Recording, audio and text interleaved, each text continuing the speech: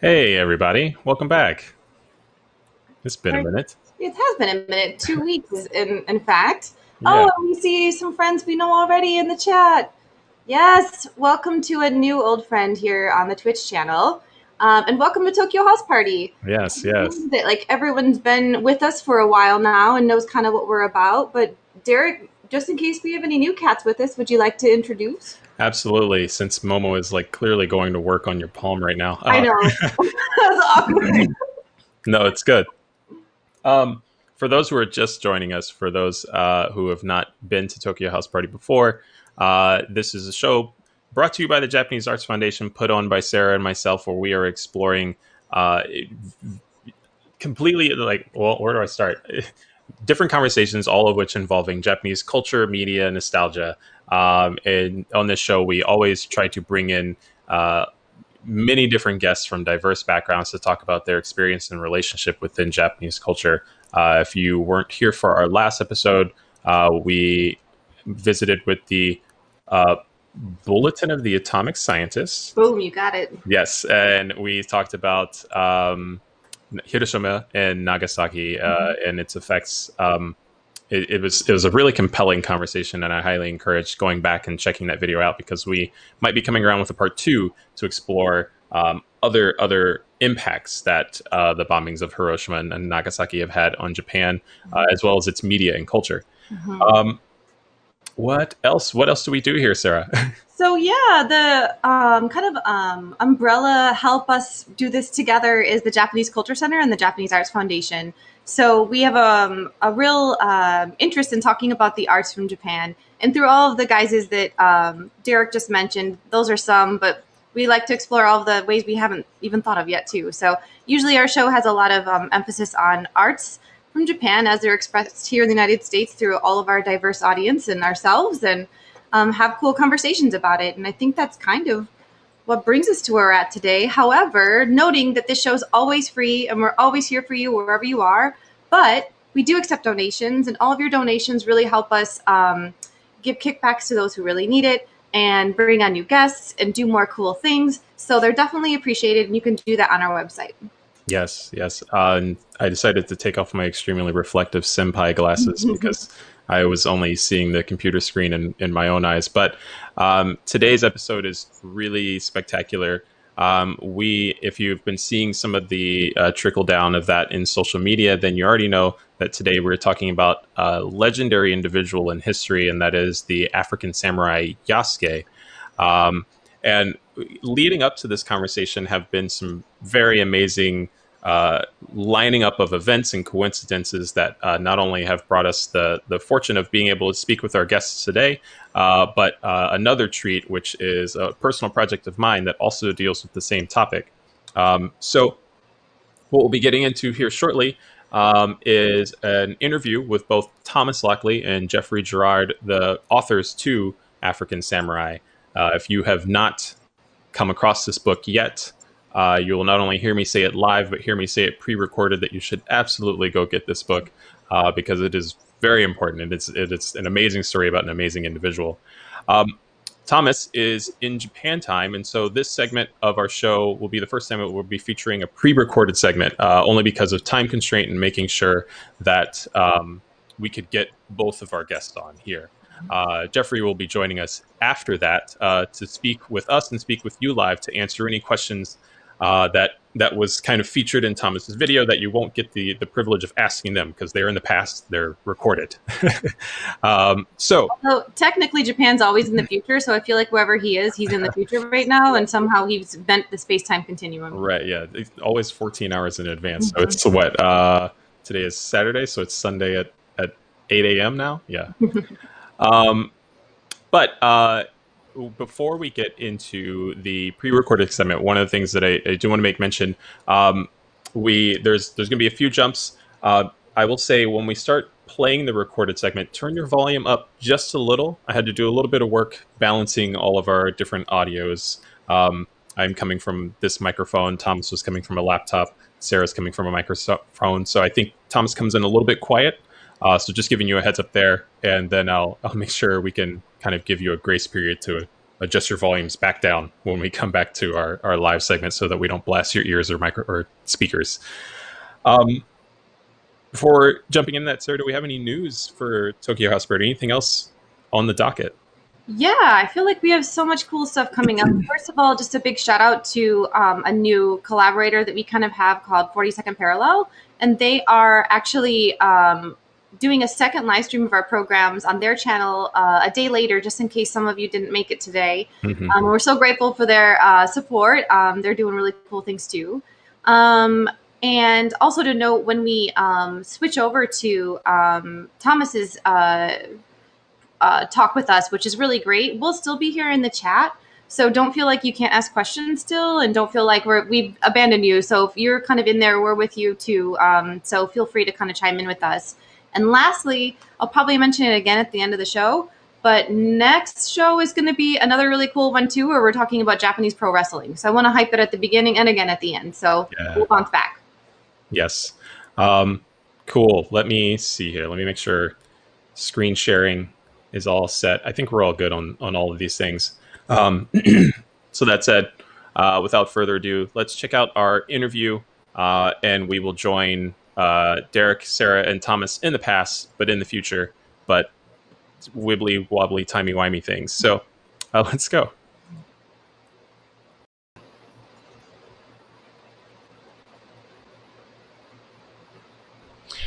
Okay, so we are here with Thomas Lockley, the author to African Samurai. And Thomas, we have just a few questions to ask you, but mostly wanting to hear about your experiences in researching African Samurai and everything that went into writing with it. But first and foremost, thank you for being here.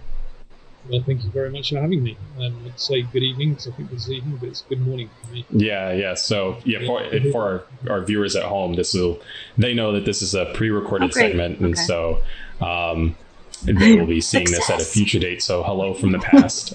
Something actually went right. The pen is always in the future for it, so it's always the future. Yeah. Well, I live most of my life 400 years ago in my head anyway. So,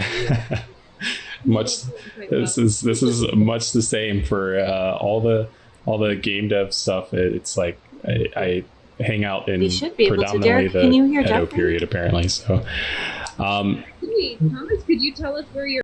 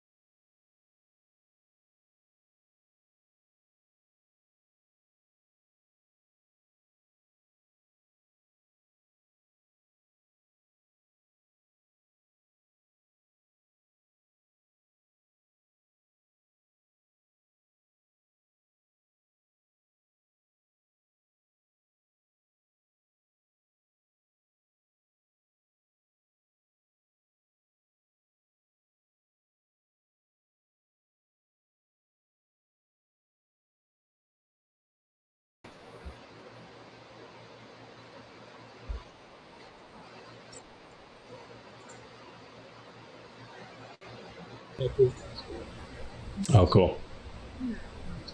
Yeah.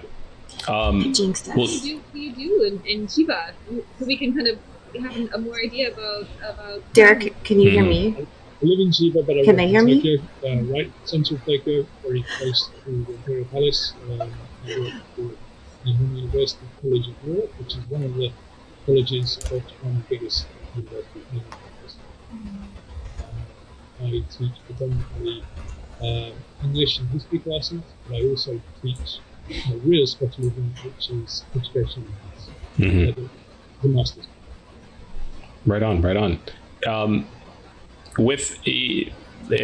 Not to like jump right in per se, but what ended up leading you to wanting to like dive into this bibliography of African samurai? My understanding is that it had been a very lengthy amount of work that then compiled into a book that we have now, but that book sits on my shelf currently. So, well, I've always been interested in history, and especially stories of people that do great things, and to find stories of normal people that do great things, which have been forgotten about or been sidelined or fallen down the cracks in history, if you like, because they don't really fit anybody's ulterior motive or a national border-driven history, etc. It's something I've always loved doing. Yesterday, I happened to come across, it must be just over 10 years ago now, I happened to come across him just when I was looking at another English guy called William Adams, who some here. And at the bottom of the Wikipedia page was a link to African who became a samurai.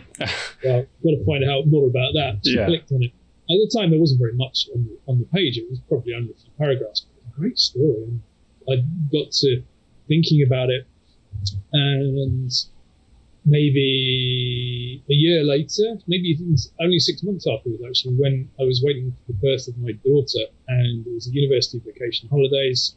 My wife is obviously already on maternity leave, or pre-birth leave, as it's called here, and needed something to do. So I thought I'll write a novel about this guy who I just found out about.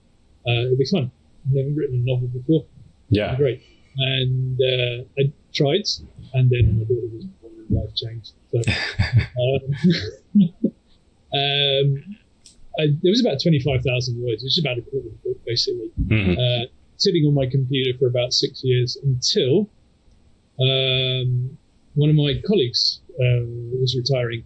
And when a colleague retires, we often make in honor of them, we make a bound volume of interesting articles. Or something. Oh, okay. Like a journal edition dedicated to them. And I was thinking, well, what story would he like? What research would he like? He's not going to be interested in my normal educational methods stuff, is he? He's retiring. He doesn't need that anymore. But he does like history. So I decided to turn what was a novel into factual paper. Okay. Like academic paper. Yeah. I thought it'd probably be about 4,000 words. 14,000 words with the story fully not told. I realised that there was a lot more in the paper. Yeah. I cut down to 10,000 words, which was the limit. And I thought, well, we'll see what happens. Maybe there's a book for the future, you know? Okay, so there we are. So what I'm going to talk about with you today, and feel free to interrupt any questions. So backgrounds. Why was an African guy in Japan? How was an African guy in Japan? Yasuke's meeting with Nobunaga, which is the key point of the story, essentially. His becoming a samurai, on campaign as a samurai, his last battle, and then finally Yasuke's influence today, which we've just been touching on, but I'm going to talk a little bit more as well. So why and how would an African be in Japan? A very, very long way away from wherever on the African continent in the 16th century. So until the 20th century, around about 11 million plus Africans were sold or trafficked in the Indian Ocean. It's kind of a lot more than were in the Atlantic Ocean, which is a far, far more famous trade than the Indian Ocean. Trade is not the right word to use, but the Indian Ocean sphere. In the 16th century, Japan was embroiled in a civil war. By the time Yasuke got there, it'd been going on for 100 years. So if you can think of constant war since the First World War to today, you can envisage the turmoil of the times. It was a time when everybody was vying for every single stretch of land, sea, beach, mountain, and people were against each other all over the place. Yeah. Soldiers were marching through. Peasants were dying of hunger. It was not a nice age to be around.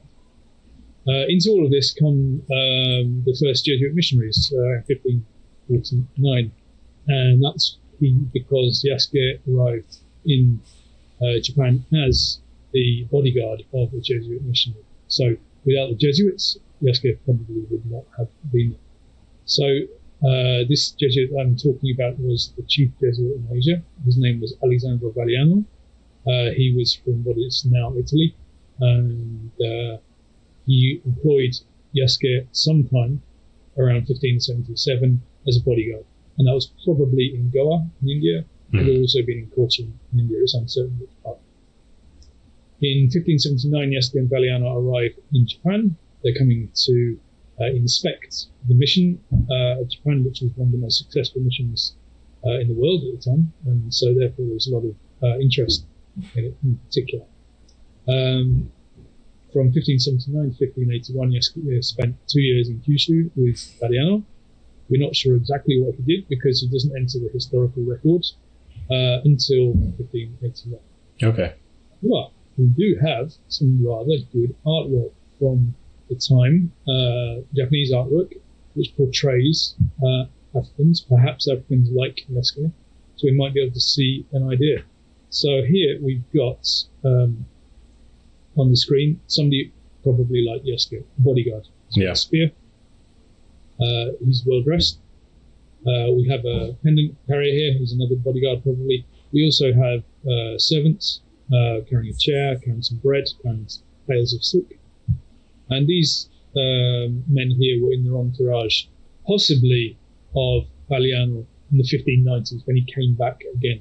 So this is not Yasuke, it has to be said, but this is people that might have been like Yasuke. The Japanese were, of course, fascinated by all these different racial types which were coming to their shores in great numbers at the time. So therefore they left quite a lot of artwork depicting these events. Yeah. You see here at the same time as Yasuke's presence in Japan? Roughly, yes. These are not portraits. These are representations of these people. So nobody looked exactly like this. This is not a photograph or a portrait. This is, as the Japanese saw these strange foreign types coming to their shores, this is how they portrayed them. Mm-hmm. So to go back to this one, if I was to show you the full picture, you'd see people gazing outside the windows at this strange procession going past. So yes, Yasuke could well have been in Japan at this time. We don't have any. These paintings were about 10 years after his last, the last record of his life. But if he was still alive, yes, absolutely, he would have been alive there, but not in this picture. Mm-hmm. Here also we can see a bodyguard with a bow and arrow. We can see a servant with a parasol. We can also see a rather less salubriously dressed baggage carrier, essentially. And about this one, who's obviously the Japanese artist, obviously saw that these people were treated very badly. And this guy here has got his head in his hand, whereas of course the bodyguards and the body servants are extremely upright and very well dressed in silk and brocade, etc. So there was deep and obvious status differences between different peoples in the pictures, which the Japanese immediately saw. And with that status that some of these bodyguards that came with Valignano or the Portuguese in general, is there an intersection, or is it synonymous with them being a slave? Does that have a different tier, or because some of them are so well dressed, it's like, are you going to have a good life but you can't leave? That's a fair question. Mm-hmm. I don't think the Jesuits were anti-slave. That doesn't mean they didn't have slaves. They didn't deal with what we won't go into that today. Yeah. But technically, as the orders from Rome came down that the Jesuits should get rid of slavery. Never partaken. That didn't happen, but I'll talk about that another time. Yeah. These people here, possibly with the exception of this poor guy down here, are not slaves. These are bodyguards or very close body servants. Got it. The guys at the top. to assume that just because somebody had a black skin in Japan in this time and they came with Europeans that were slaves is absolutely incorrect. Okay. Yeah. Far more nuanced story. That doesn't mean that they are free to go. Where would they go? Right. Who would pay them? What skills do they have that are convenient for the local population? Mm-hmm. Yes, they have some, but many of these probably wouldn't. So therefore, the concept of freedom that we have today, of free choice and all that kind of thing, did not exist in these times. Right. Okay. So the freedom in those times was freedom to starve. Yeah. Freedom to not have a master, to not have a master or a patron or somebody to look after you or to feed down the social ladder, was to have the freedom to be nothing. Right. Right. So we have to really think carefully about modern society and society back then and understand it. Right. Total different. I mean, it is, and I feel like, in some ways we can still identify with these things in smaller scale ways. But yeah, that makes a lot of sense. Right on. We tend to think of these is not my words, this is somebody else's word. We tend to think of the people 400 years ago like us, but 400 years ago, they were nothing like us. The ways, the motivations, their lives, the ways they lived their lives, how long they lived, what they lived with, the risks they lived with, would just made their whole world concept totally different. Yeah.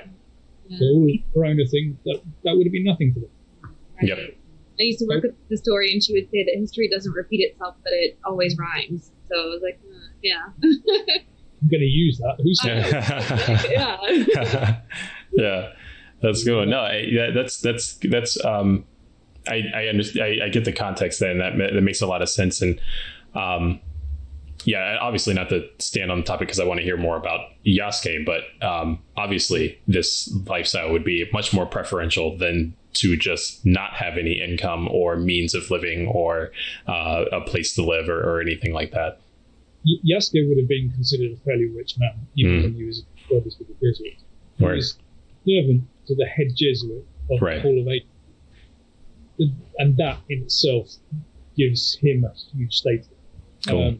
It's not a servant to a very high status person, maybe a servant, but we think of the word as servant as something not so full of status. But in those days, somebody important was to yourself being important. Yeah. So, for example, kings and queens were served by lords and ladies. Yeah. They were not served by peasants of the farm. Right. Samurai, they're on retainer, yeah. That's right. That's right. The word samurai, if it comes to Japanese context, the word samurai means to serve, to be a servant. Of course, these people were servants wielding swords in battle, completing great engineering feats, etc. But they were serving their lord. Yeah. So again, we don't need to go too much into this. I feel it's time to get on with Yasuke's story. But the context is great, though. Yeah. Yeah. Oh, yeah. It's absolutely helpful, but you understand Yasuke's world, you have to understand these things. Totally. You need to understand how he feels about himself. And so on to 1581, and the first record of the man that we know of as Yasuke comes into a Jesuit writing. It's mentioned in a letter. Galliano is going to Kyoto to ask permission to leave Japan. He goes to meet the most important lord in Japan at the time, Nobunaga, who has shown a little bit of positivity about Catholics and the mission. He's certainly not expelled them or anything. He's given them land to build a couple of churches and various other things. So he himself is not religious in the slightest. In fact, he was a total iconoclast. He would burn temples just like that. And he had no belief or interest in the Christian God. He was interested in the interesting things like globes or eyeglasses or other things that were brought by the Jesuits who were trying to encourage faith, should we say. In Sakai, which is now just part of to the west of Osaka, which is one of Japan's main ports at the time, the Jesuit procession lands, and crowds of probably thousands gore at Yasuke. It's madness. Somehow they get to the church, they are within the church wall, the church compound walls, and the crowds are pushing at the wall, throwing stones to bring him out, kind of thing. I don't have any words. They said bring him out, but what else would they have said? And Nobunaga demands to see who is. Nobunaga happens to be in the temple about 5 minutes walk away. Oh, wow. And demands to see what's going on. So he meets Nobunaga, and for those who don't know who Nobunaga is, he's perhaps the most person, most ways. You don't know anybody in Japanese history. You know one person in Japanese history, you don't know Nobunaga. You walk into any shop in Japan, history shop, any bookshop, history, there's always a book. Right. Every person, even 400 years after. Anyway, so Yasuke goes to meet him. Nobunaga is extremely impressed. Yasuke is talking in Japanese. He's behaving himself. He's comporting himself well in the court manner, but doesn't believe that the color is the color that it is. I'm sorry, Tom. Your audio is cutting out a little bit for me as you're speaking there. What couldn't he believe? He couldn't believe his skin color. He couldn't believe his skin color. He couldn't believe his skin color. He asks him to strip to the waist, orders a brush brought and no doubt a bucket, and has somebody scrub Yasuke's skin. Wow! Lo and behold, it stays. Right. Truth realised. He sends for his sons. Throws a party of welcome for this amazing guest. Wow! Yeah, he's astonished. He's going to have a great time. At the end, he gifts a very large sum of money to Yasuke as well. The sum of money in copper coins, which was the currency at the time, Chinese copper coins, weighs about 32 kilos. And you can imagine it's kind of a joke. You give the strong man so much money that he has to walk out 30 kilos of cash. But joke, Nobunaga was a big joker, as long as he wasn't the butt of the joke. This is a very Nobunaga type thing to do. Anyway, Yasuke is now a rich man. He would have been reasonably well off before, certainly not poor, but now he's a rich man. Nobunaga, at some point around this time, we don't have a record of this, but he asked Valiano to allow Yasuke into his service. Okay. So, is essentially seconded or transferred to Nobunaga's household. This is a picture of Nobunaga. It was actually one of the first ever European-style portraits in Japanese history. It was done by a Jesuit, and it was also done posthumously. So, this is after he died. But there you go. Still in existence today. Yeah. Okay, so why was Yasuke so interesting to everybody, but especially to Nobunaga? Well, I have mentioned this before, but he was 188 centimeters tall. I think that's about 6'2", 6'3" in American parlance. And when everybody else around them is around 150 centimeters tall, of course, that is huge. He's that much above everybody else. He's described as good looking, intelligent, entertaining. He's described as having the strength of 10 men, which is a euphemism for just being really, really strong. Yeah. All over the world, so-and-so has the strength of 10 men. It just means not literally 10 guys, but really strong. Yeah. Then there's a religious aspect as well. The Buddha at this time in Japan was often portrayed as black skin. So were many other deities. Many are to this day. And the Europeans noticed this and left a record of this. And so we know quite a lot about this. So it's highly probable that many people will see Yasuke as a kind of divine visitor, embracing him with his presence. He was not just a man as such, but even a very exotic man. Yeah. There's probably a feeling of divinity attached to him in other people's eyes. So, going on from there, Nobunaga returns to his castle town, which is about 30 miles away, maybe just a bit further north. It's called Azuchi. and takes Yasuke with him. He appoints Yasuke as his weapon bearer. And we know that he enjoyed talking to Yasuke, and one of the Jesuit sources says he never stopped talking to Yasuke, which again is probably a little bit of an exaggeration, but we know he became close. The men became close, as close as the Lord and his retainer can be. He was given a residence, he was given a stipend as a salary, he was given servants of his own, he was given a sword, and this is what allows us to say that he is the first samurai of non-Japanese descent in Japanese history. I suspect there may have been others, Koreans, Chinese, etc., who also fought the Japanese lords or pirate captains, to be honest, in history, but we have no record of this. They're not written in any book. But this one is particularly written down. It's in a non-published document, a Japanese document, and so we can say that he's the first samurai of non-Japanese descent. A big day. And this is a picture, I am convinced that it is Yasuke. Nowhere does it say this is Yasuke, but we can see Nobunaga, and this is clearly Nobunaga. The extremely similar picture to the one we saw. Yeah. We've got the whole picture here for you, but around here are all his samurai. The sumo match, a wrestling match of some kind, and we know Nobunaga was one of the founders of modern sumo, essentially, and many of the rules which we know today date back to his time. We can also see the dilettantes of the courts, ladies and younger page boys, etc., with having a picnic, basically, and watching this. All of these samurai having a go at Yasuke. It would have been good fun to watch. Yeah.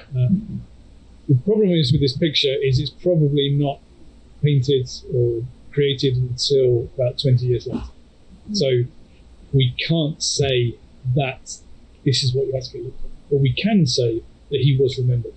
We can say that there was a memory of him which persisted at least 20 years later, and as we'll find out later on, possibly up to a century later as well. Yeah. And this is another representation of an extremely rich-looking black man with two swords, dressed in Portuguese style. He's got silken slippers on, Chinese silken slippers. This is an extremely rich man, and he's also very tall. This is a Portuguese merchant. The Portuguese merchant has a servant boy, or probably in this case a slave boy, attending him. But then we see the rich African-looking boy as well, who's got a musical instrument. Yeah. He's perhaps the same as his father. We don't know how this is. But this guy here is carrying the merchant's coat, and this young man here is more likely perhaps to have been the son of the rich African. It looks like a writing box. Is that what it is? These are writing books, absolutely. Storytelling is on this. Yeah, that's amazing.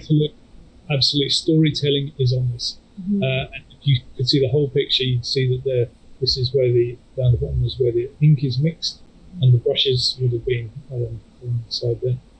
So beautiful. Yeah, it's stunning. Unfortunately, again, it's 30, 40 years after the event, and it could have been another African. We don't know. Yeah, there were plenty of other candidates, though none as famous as Yasuke. So this is the castle where he lived. This is Nobunaga's quarters right at the top. We don't know where on the mountain he would have lived. Yasuke would have. But if he was being talked to constantly by Nobunaga and summoned constantly, conversation, we can probably say it's probably very close to Nobunaga. Yeah, that'd be quite the schedule to upkeep if you're trying to have conversations with each other and have to scale up a mountain or down every single time. I've been up and down this mountain, and you have to be extremely fit. Yeah. It's Jeffrey, who will be on later on, and I did climb it. Okay. There are some very sweaty-looking pictures of us at the top. Good team building. Now, Good book writing. right. So if any of you ever get to read the book, you'll probably feel our fatigue at Yeah. Anyway, so Yasuke is probably around there. This is an amazing castle. It was sadly burnt down after the last battle. On to campaigns. So Yasuke served Nobunaga for around about 15, 16 months. It has to be said, he would have been a fad at first. As far as Nobunaga was concerned, having a man like Yasuke in his entourage standing behind him would have been intimidating, and made him look really good. So we perfectly brutally honest about that. At first, he would have been, but we soon know that he won his lord's trust, and he accompanied Nobunaga on the campaign at least once, probably twice. We have a record of the second campaign which he was on, which was in the mountains just behind Mount Fuji against the Takeda clan. There's a diarist who recalls seeing him and says, the black man that, I don't remember the exact words. Anyway, it finishes up with saying his name is Yasuke, and that's why we know that it's Okay. There's no other record of his name, so we wouldn't know the name of this one. There was another campaign which is a very much more romantic campaign against ninja, and Nobunaga survived an assassination attempt from some disgruntled ninja. There's no record that Yasuke was there, but I like to think he was. Right. Yeah, but full disclosure, there's no record for it. So, on to June 82. So Yasuke has been in service for about 15 months. There's a major campaign going on in the west. Nobunaga is pacifying the whole country at this time, and the biggest front is in the west. Further west than what is now Kobe, in what is now Okayama Prefecture. The general in charge, Hideyoshi, is doing a great job, but we're not sure why. He asks Nobunaga for reinforcements. Nobody's quite certain what the reason or the purpose for these reinforcements was, so there have been loads and loads of conspiracy theories over the years. Anyway, Nobunaga sets out to the front. He mobilizes 2 other minor lords to take the soldiers, and he sets off himself with only about 30 people maybe. One of those is Yasuke. They arrive in Kyoto, the Honnoji, and stay the night there. Nobunaga himself hosts a tea party for members of the imperial family. 1582, the last battle. That morning, Akechi Mitsuhide, one of the generals who had been asked to mobilize his forces, for some reason, nobody knows to this day, betrayed his lord, betrayed Nobunaga. Nobody knows why. There are hundreds and hundreds of possible reasons, but nobody knows. My personal opinion is there were so many reasons, they must have all just piled up, and he just lost it. Like a love quarrel, right up. Yep, that's it. Yeah. He had 13,000, Nobunaga had 30. It's a foregone conclusion. Nobunaga's men, I think there's a picture, Nobunaga's men, as you can see, were in their pajamas, essentially. Yeah. Or not their sleeping kimonos. Akechi's men are in armor. It's a foregone conclusion. Akechi's men also were toting guns. Nobunaga's guys probably just managed to grab their swords from beside their bed. It was the old world against the new. Anyway, Nobunaga retires inside to the precincts of the temple in what's referred to as a utility room. I don't know exactly what that would mean. And he cuts his belly. There are various versions of this story. Nobody apart from Yasuke survived it, and we don't have his words for it. So the traditional telling is that there was 3 people in the room. There was Nobunaga himself, there was Mori Ranmaru, who was his lover, and there was Yasuke. Nobunaga cuts his belly. Mori removes the head, the traditional way of getting over it quickly. And then Maru cuts his belly, and Yasuke probably takes off Ranmaru's head. The tradition is that Yasuke, the last order Nobunaga gives, is one of. There are many traditional last orders that Nobunaga gives, but one of them is Yasuke, save my head. Right? Yeah. If the head falls into the enemy hands, it's a powerful talisman of legitimacy. I have Nobunaga's head. I vanquished the most powerful man in the land. Therefore, I must be the most powerful man in the land. Yeah. So it's vitally important to get the head out of whatever happens to the head. Just one thing: it must not fall into Akechi's. Yeah. Yasuke, in this case, basically changed Japanese history. If that head had gone into Akechi's hands, the history would have been very, very good. Yasuke runs to Nobunaga's heir, his son, Nobutada, and gives him the head. Nobutada is basically got 200 soldiers. It's not as bad as 30, but he's gunned down pretty quickly as well. All his men are gunned down. And at this point, Akechi arrests Yasuke. For some reason, Yasuke doesn't die. It's unclear exactly why. So you'll have to read the book if you want to find out why. Read that book. Anyway, Read that book. Fair. Yes, please plug away. Goes returned to the Jesuit church. The Jesuits give thanks to God for his safe delivering from the battle. That is the last we hear of Yasuke in historical records, apart from those paintings I showed you earlier. Don't know.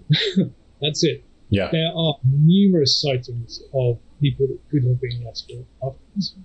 And again, the book details those people, who they were, where they came from, or what we know of them.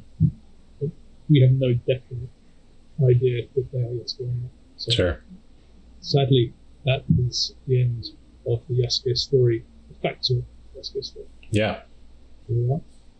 Right on. But it's so open-ended. You get to make lots of assumptions, or you can imagine any ending you want, since there isn't one written anywhere.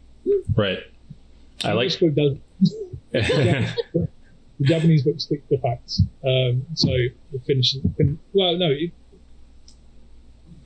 I would like to say that we didn't make any of it up. Everything that we don't know of as being directly Yasuke was still historically based.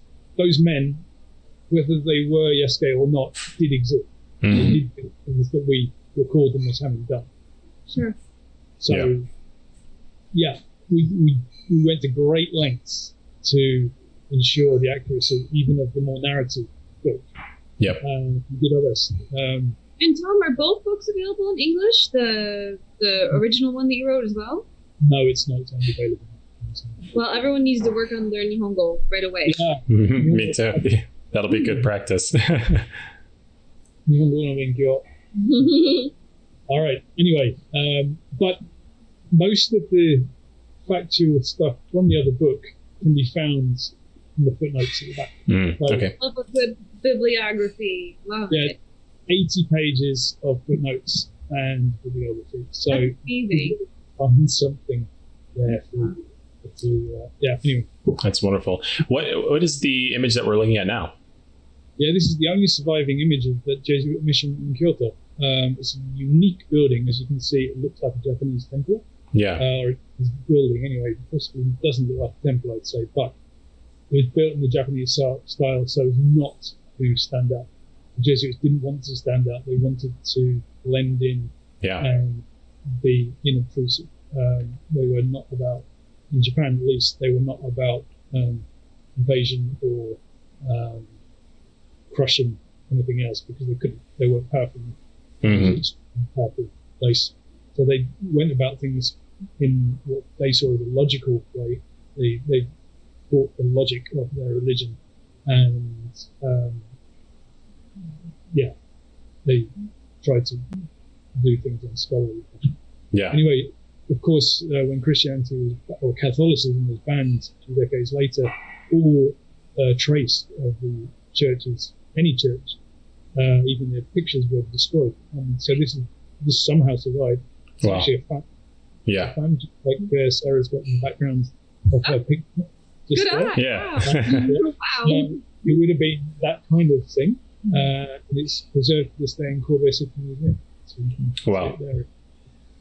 Yeah, this is a great find. Wonderful.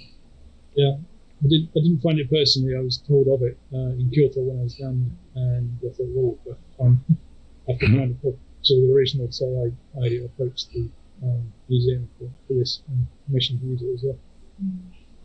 So Yasuke fades out of history. What he does, we don't know. There are various options, and they are dealt with in the book.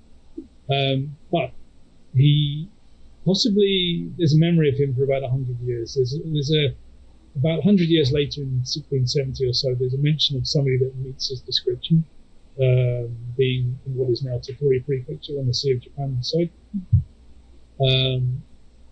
But we don't know if it is Yasuke, but he's certainly very, very similar description. Anyway, that's 100 years later, so there's some memory of the visit of a black person of the same description 100 years later.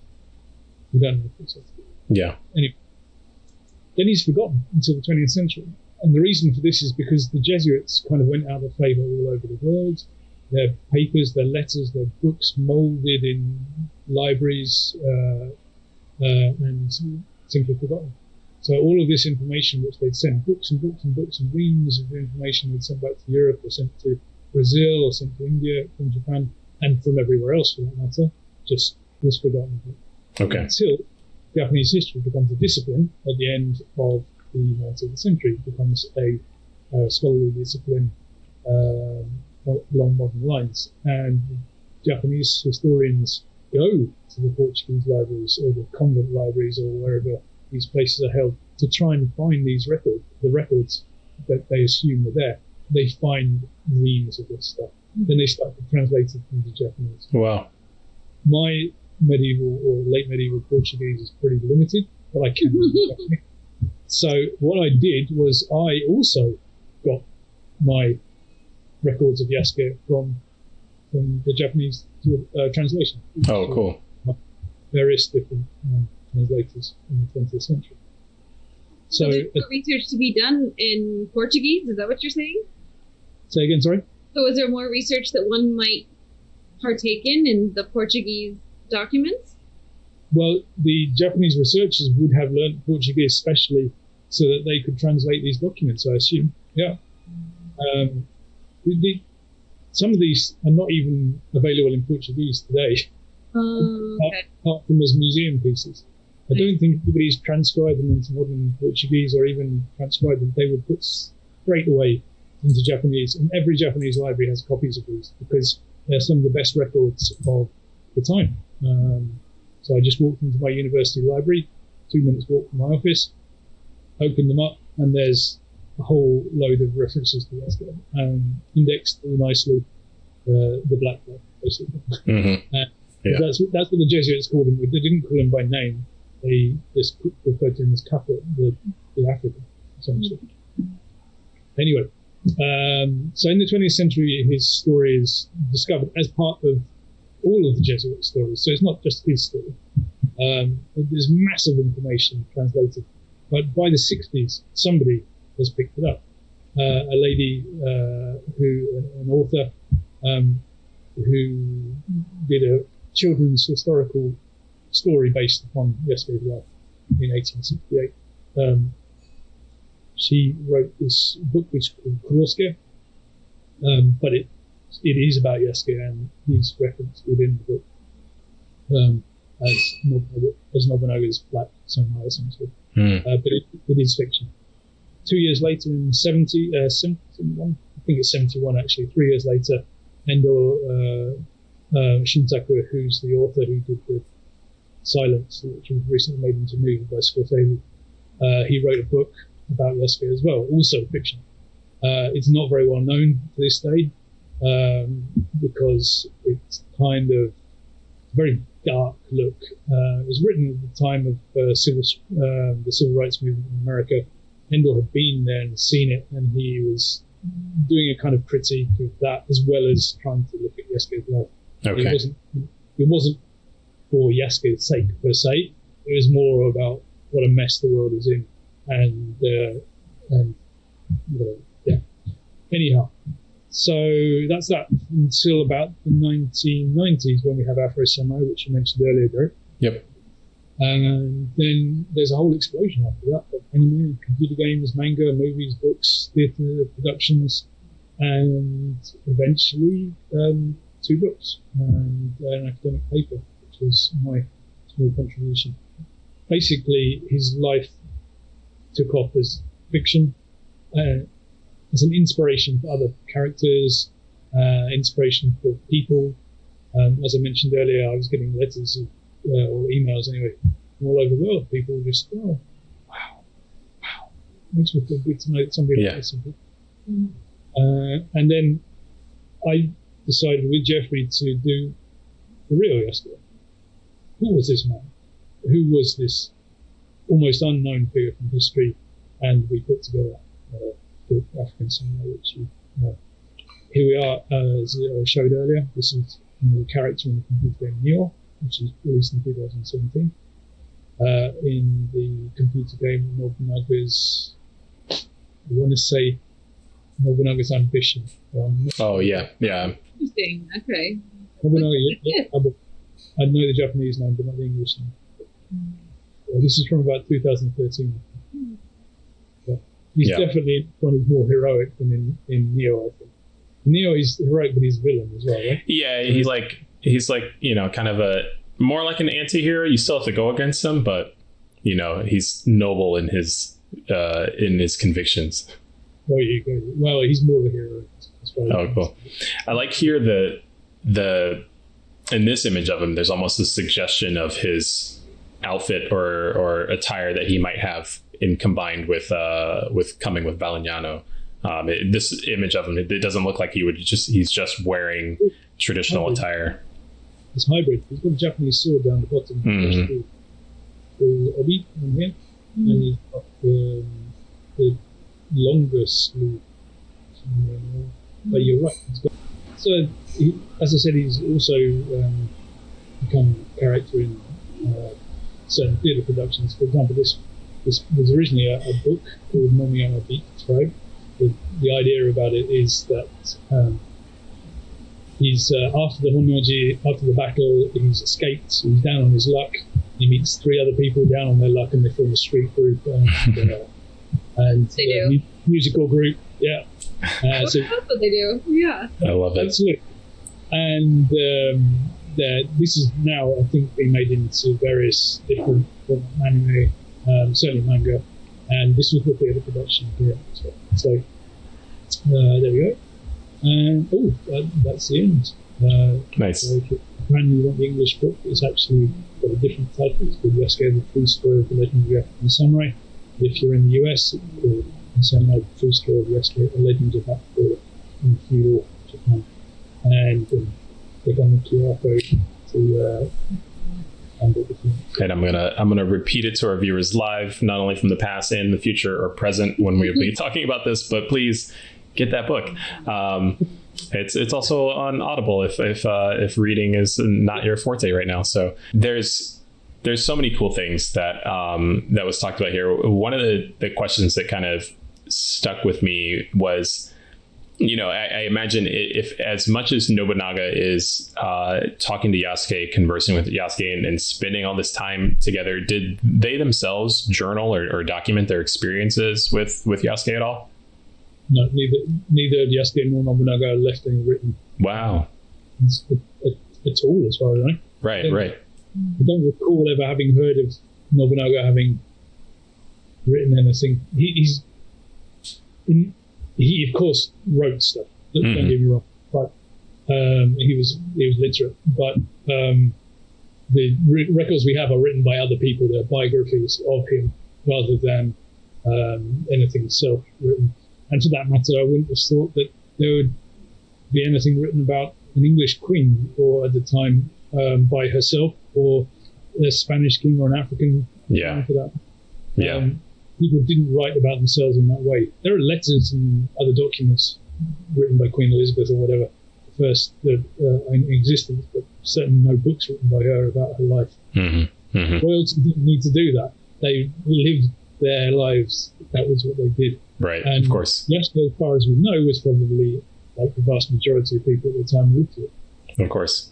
I'm curious if you could say, and you're very well versed in this opinion. So now that you've done all this research and you've created this kind of entry point into understanding Yasuke, and kind of surfaced it for so many others as a kind of a new place to look into some points in Japanese history, where do you see this research or this work or the future of this story and the capacity for others to kind of jump into it going? Well, Derek's got a computer game coming out right here. Maybe. And I'm sure I'm not giving away any trade secrets that there's at least 2 or 3 competing Hollywood movies. Sadly, the announced ones are nothing to do with me. But his story, I'm sure, will take off. As far as I'm concerned, I don't think there's anything more that I can do about Yasuke. I brought him back to life. He's like my 3rd child, but at the same time, I think I would just leave him be for the moment. Let others do their computer games and their movies. And Yes. I can't wait to see this kind of stuff. Yeah. It's great. Yeah, it's absolutely a really cool time to be able to not only you to have the experience of being able to assist in resurfacing a character, an individual, not a character. Sorry, because it feels like such a cinematic experience when reading the book, and you almost want to think of it that way. But no, this person was real. But it's amazing that this has absolutely created a pathway in continuing the conversation about an individual that lived a pretty astounding life. And so, I absolutely appreciate the work that was done. It goes without saying, it takes me way less time to read everything that you put into this than it did, say, the work involved. It was good fun. Yeah. So, but yeah. I said we all benefit, certainly. I mean, this is wonderful. Mm-hmm. Thomas, where can people find you online if they want to keep up with other things that you might be writing, or I mean, they know where to get the book. But how can other people follow along with what you're doing if you have more things that you want to share in the future? On Facebook, there is a Thomas Lockley author page, and there's a Japanese version as well, but that's the English version. Cool. Perfect. Well, I absolutely want to thank you for taking the time out of your morning to hang out with us and talk about this. And pleasure. This has been a really good interview. One of the better ones. Cool. Yeah, I hope it was a lot of fun. Yes, no, thank you so much. From this point right here, we're going to, I guess I'm going to give it back to myself in the future to Derek and Sarah, because we're going to be talking with Jeffrey Gerard, who also co-wrote African Samurai. They're responsible for the cinematic feel of it, correct? To a certain extent, we both played off each other. I hope he says the same thing. We shall see. Well, we will see. Find out. Yeah. He also did some of the research. There was a couple of things that, we need a little bit more here. Mm-hmm. He went off and did some of the research as well. So I think we played off each other quite well. We're still very good friends, and I hope that he corroborates what I've just said. That's amazing. Well, now the pressure's on. Now he has no choice but to. Again, thank you. We won't take up any more time of your morning. Please go to the Facebook page, go grab the book, familiarize yourself with this very important individual, and that's all from us. And passing it. Having me. I hope the rest of the program goes well, and I look forward to seeing the full thing sometime in the future.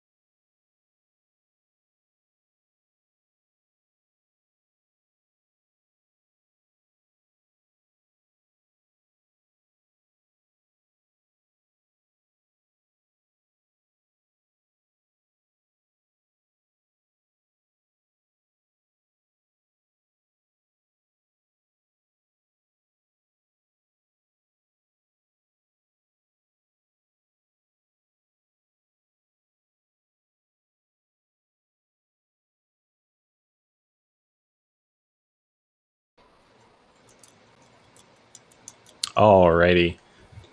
So everybody, I hope that you had as much of an entertaining time watching the pre-recorded segment, or I should say, thank you, Derek, in the past for handing it off to Derek in the future, because that was a moment there. But I hope you had a really great time catching our interview with Thomas Lockley. Again, apologies for any audio issues. There was a lot of different volume levels that I had to work at balancing, and so I tried to even us out as best as we could for that video. But for all of those questions, any burning questions that you might have, we are very lucky to be here with Jeffrey Gerard, who also wrote African Samurai. And we have a few questions for you ourselves. And but Jeffrey, first, if you could tell the viewers, your history in writing, and please tell us like any other books that you have going on, and etc. Okay. Yeah, actually, Jeffrey, too, I feel like this is kind of my first formal time meeting you, so I've been refraining from asking any questions, but who are you? Where are you from? Where are you coming from? Tell us everything. Well, first of all, Kumbamwa. Hey, Gombola. Yeah, exactly. I remember about 4 phrases. So there's 1, 3 to go. Geez, where am I from? The bio says shaped in New Jersey. Born in Germany, shaped in New Jersey. Currently living in Ohio. So that covers that. Half my life was in New Jersey, and half of it I've been out here in the Midwest. Been a teacher for almost 20 years. I've been a writer for almost 20 years. Before that, I was in marketing and wanted to jump out a window, but paid the bills for a while. And that's about it. Big reader. Firstborn son's middle name is Tolkien, if that gives you an idea. So yeah, wow. There you go. So that's me. Awesome. Yeah. What do you teach? English literature. High school? High school and college, mostly high school. Wow, that's cool. awesome. Very cool. So you're right in the lit pool. I'm an English major through and through. So nice. Yeah. Nice.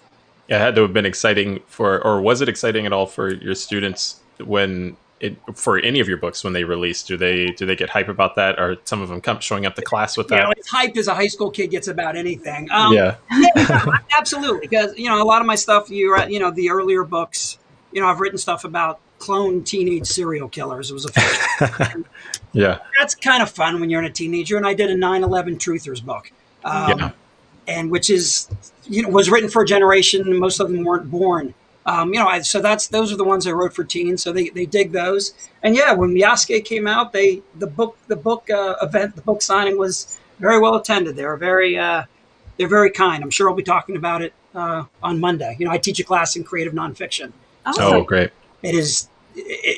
You feel like you don't want to talk about your stuff, but eventually, after so many years teaching and writing books, eventually I'm like, you know what? I kind of know what I'm talking about. So I will share with you guys what it's like to take history and sort of make it more cinematic, as you call it, kind of thing, and try to pull out real characters and real scenes and that kind of stuff. Yeah, I'd love to know more about that because we already spoke with Thomas and all of this compiling of these historical moments and documents and primary sources, all of these things coming together to kind of build this timeline. But you've really taken this, all these series of historical events that can in themselves be a little dry and a little hard to make meaning out of, and then strung them together in this narrative that's so compelling. And I wonder, like, as a teacher, which I didn't know that you were, how do you give us some insights on how this is done?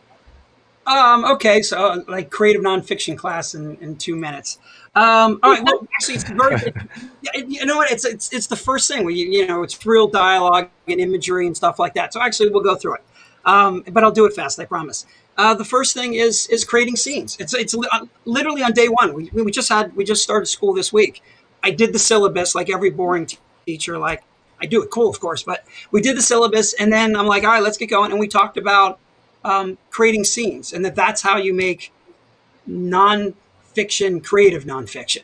It has to be scenes. I mean, I love when you said it was cinematic or whatever. Like that's the goal. Like everyone else, I love movies. Life is cinematic. Like life comes at you in like images and scenes, and it comes in it comes in an order, and you can hear it and taste it and smell it and all that kind of good stuff. So, I mean, it's really simple.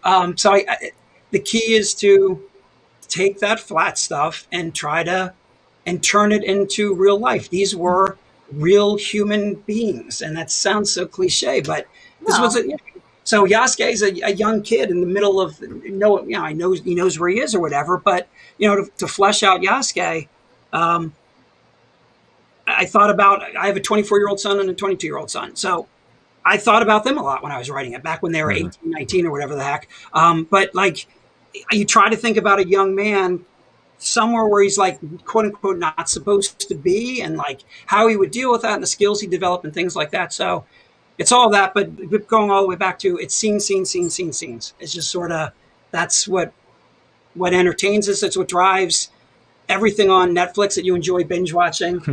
Yes. Sort of that as we watched a little bit of Tiger King the other day. Oh. Oh. Well, I mean, it's the big COVID one that everyone watched. Yeah, it was. It was. But just the way you take real life and can shape it in a way that is more interesting, more entertaining, more clear in what's going on, can actually get into how people are thinking, what their concerns might be, how they would talk, and I don't know, all that. Does that answer the question? It does, yeah. But that's what we're trying to do. Like, real life is interesting, and it comes at us in scenes. So to me, and for Thomas, I mean, we worked on it together. It was like, how can we take the history that he'd found and just turn these into real people who fought and ate and worried about things and had pride and had concerns and all that kind of stuff. Yeah. Totally. Yeah. Were there ever any moments in, kind of keeping it parsed in this cinematic sort of nomenclature? Were there ever any moments where you were compiling all this information together and trying to decide what's going to fit in and maybe what not? Are there small bits that you thought, this might not make it, this might not be as relevant, and are there parts that you maybe found yourself really gripping with, I really want to fit this in, but it just can't? Yeah, we came up with rules like really quickly. We came up, God, how do I describe it? We had we called it like, I did bronze, silver, and gold. I was like, is this bronze, is this silver, is this gold? Sure. For us, gold was a first-hand account where some Japanese person in 1579 was, here is what I saw Yasuke doing, right? And even that, as we know, in 2020 or in 1820, that can be a little questionable. I mean, let's face it, it was Nobunaga's guys that were writing this stuff down. So, but a first-hand account of this young man actually doing things, we called that gold. Here's what he said, here's what he ate, here's where he was. Oh, cool. Silver got into, what example can I give? Silver, all right, I'm going to flip it just so I don't, let's say Momo, right? Momo. Yeah. Let's say we know for dog. Momo is your dog. Let's say for a fact that we know for a fact, because someone wrote it down, Momo's life was so important that someone wrote down that Momo was in Grant Park earlier this afternoon, went for a walk. I don't know if you're also in Chicago. Momo went for a walk in Grant Park and had a great time. We know that because it was written down. But you, Sarah, thank you. Sarah is the one who, like, we're not 100%, we're not really, we're trying to fill in your history. No one wrote about you today. No one wrote it down. They wrote about your dog. But I know that you and Momo are really close and hang out all the time. And I know that if Momo went on a walk, it was probably with you. Obviously, there could be dog walkers or things like that. But you know what I'm saying? So for us, things like that were silver. Like, no one took the time to write what your dog was watching for TV tonight or where it went today. But if I know 99.9% that you spent the entire day with your dog, I got a pretty good idea of what TV show you were watching tonight and what park you were in. And so for us, that was silver stuff, which was really important. We had to do that because not a lot of stuff was written about this guy. I mean, he didn't have a position. He didn't have a job that people wrote about. I mean, the world changed a lot in the last X hundred years. English teacher, give me a break. Couldn't do it that fast. But so no one was writing about this young man. So we had to go to silver a lot. And then gold or bronze, the weakest of the three was, okay, on, oh gosh, December 25th, most Christians in America have a Christmas tree up and sit around the Christmas tree. And so therefore, if I know that it's a Christian character and it's December 25th, and they probably have a Christmas tree in this scene. And that was LeBron stuff. Like, we had a pretty good idea. Thomas had a pretty good idea, and we did the research, and he did years of research. I did like 6 months to a year of research. We had a good idea of what people wore, we know what people wear in 2020 mostly, and what kind of phones they have and what kind of technology we're all using and stuff like that. And that was the bronze stuff. And we try to keep away from that as much as possible and try to hang in silver and just cling to gold. And hopefully that answered the question. Yeah. Yeah, 100%. totally. Yeah. I remember I saw you. So for everyone, we were on the back end watching our old conversation. I'm sure a few of us were really cringing about it because it's really strange to watch yourself speak in the past. But I could see, Jeffrey, you were nodding and shaking and dabbing at moments over different things that were happening. I saw that. Now, that's what it was in the past. You're right. I was dabbing. It was 2018. So. Well, I know that one of them was about the bibliography, I think. And I feel like maybe you had a big part to play in this expansive bibliography. So I wonder. I might have dabbed on the bibliography. Look, not to completely, I mean, let's face it, I fit the demographic, but I am kind of a fan of David Foster Wallace. I know, whatever. And so, dude, I'm all about the big, that could have been 100 pages as far as I wanted, kind of thing. So, and it's almost going back to your last question, Derek. It was like anything that couldn't fit into the book, I'm just like, oh, it's going in the back. Like, we got a cool place for that. Right. Yeah. I love little notes. I did little history books about pirates, Native Americans, and the colonies, the Jersey Devil even. That was my first sort of creative nonfiction. And each one of them ends with a little, like, 1 page, and like, here's this, and here's the rest of the story that you didn't know. And those are a blast to me, like those fun little things that don't quite fit. But if you expand them and actually like explore it a little bit, because it allowed you to break out. I have a bad habit, say the people in my MFA program and Masters in Creative Writing and stuff. Like, I have a bad habit of jumping around time-wise. I might even be doing it in this interview. Like, Tarantino and I would be fine. I have no problem like doing that. And it drives editors crazy, and it bugs most readers too, I think. It's just sort of hard. It's like I would have no problem having a scene in Nagasaki and then totally jumping to the end of World War II. Sure. And like having a little paragraph to sort of, but editors hate that. Readers aren't big fans. So those kinds of things, we moved to the back of the book. Yeah. So that's why, I guess that's why I dabbed on that. I love that stuff. I write to learn.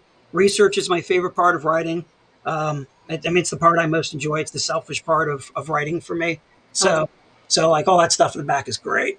Yeah. I wonder if since you did all this research and you're kind of like, maybe unlike Thomas in some ways, less familiar with Japanese culture and Yasuke and some of these historical events and Japan altogether, seeming you went there together to check it out. Yeah. What is like your takeaway now of having done all this research on Japan and kind of coming to know Yasuke? Like, what are some of the most surprising things you learned or have come to kind of appreciate? In general or Japan? Japan. Japan. You know what? Gosh, Japan is beautiful and wonderful, and I loved it. And it's funny. It's like it was always number one on my list. You know what I mean? You know, when you sit around like, oh, the list of 3 places you want to go. It was always number one. And, you know, when my agent called and said, hey, would you have any interest? I'm like, yes.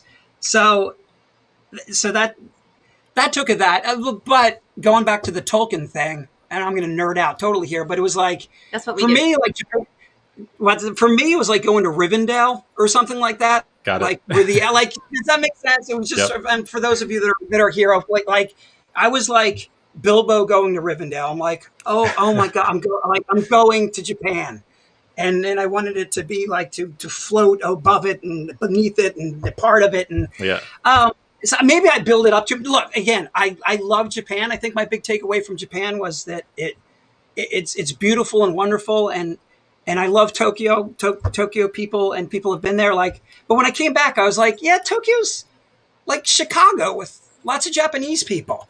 And I wasn't even saying that and I mean that because I love Chicago. It's got great parks and museums. The people are nice and the food is amazing. And I think Japan's more like wherever you live probably than you think, I think was my big takeaway. And I don't know what I thought it would be, but it wasn't a disappointment. I guess that was what my takeaway was. And it was just sort of like, hey, you know what? Like, their suburbs are like our suburbs. And the more we go out to the country, we noticed, both Thomas and I noticed, the more we moved away from the city, people would talk to you more and people were more outgoing than the city folk. And I'm like, wow, that kind of reminds me of places I've lived. Right. So I think that was my big takeaway,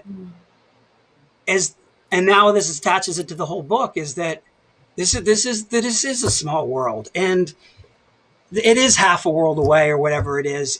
But not really. The suburbs are the suburbs, and out in the country is the country, and it's beautiful, and a bar is a bar, and the people are people, and I saw a baseball game and sports. I don't know. So from that point as a human being, that was a big takeaway.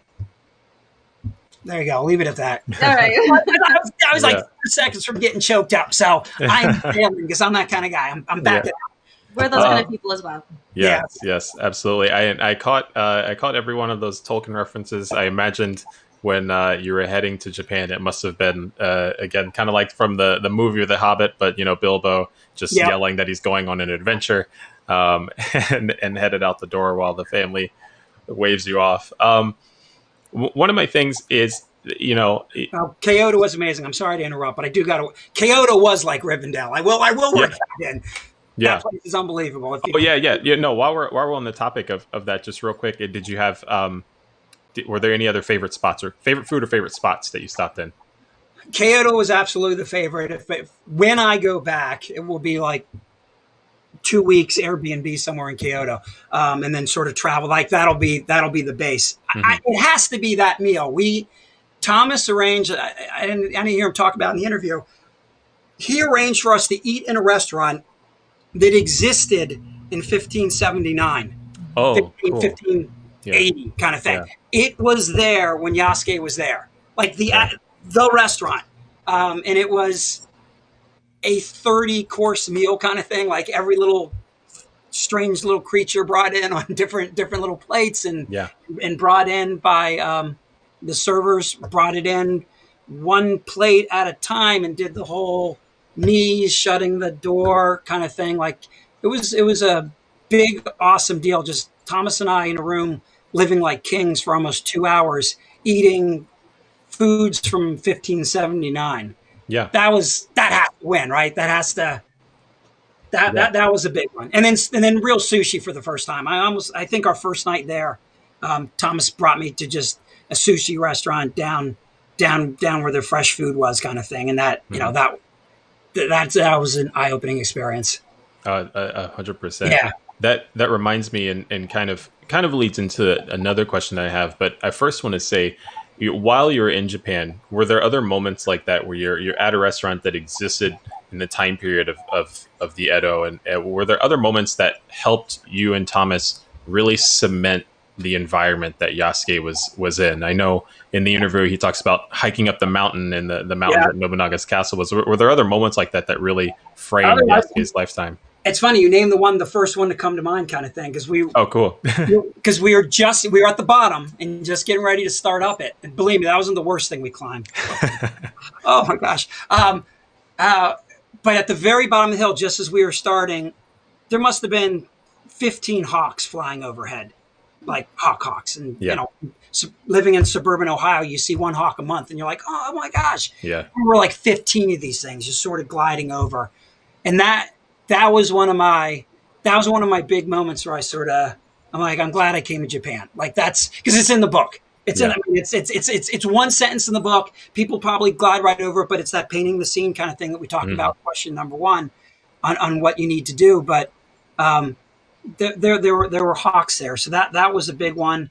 Walking the streets, I did a lot of walking in parks by myself, which helped. Thomas, the first week I was there, Thomas was still teaching, so we'd get together in the afternoons and evenings. Yeah. So the days I sort of wandered around by myself. I spent a lot of time in parks.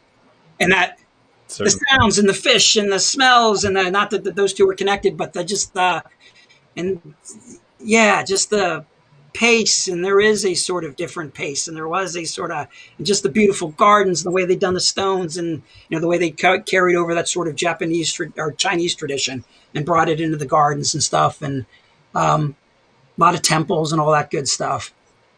So atmosphere. Yeah. Yeah. How do you feel? I'm guessing you weren't aware of Yasuke before you and Thomas kind of collaborated on this, but now that you've spent so much time with him, what kinds of questions would you most want to know about him as a historical figure, and what are the holes that you really wish you could fill in your knowledge? Yeah, that's a really good question. You guys should have sent me some prep questions. Yeah, that's a good one. That is a good one. Some of them happen organically. These questions I like organically for us. Gosh. I mean, obviously, the easy one is you want to know what happened to him after we lost sight of him. After Nobunaga got taken out, Totally. He does kind of vanish. And so you want to know what happened to this young man who spoke 5 languages and was trained in 3 or 4 different things, from diplomacy to being a bodyguard to he would have had a nice resume in 1582 or whatever it was by that time. He had a nice resume. So obviously that one.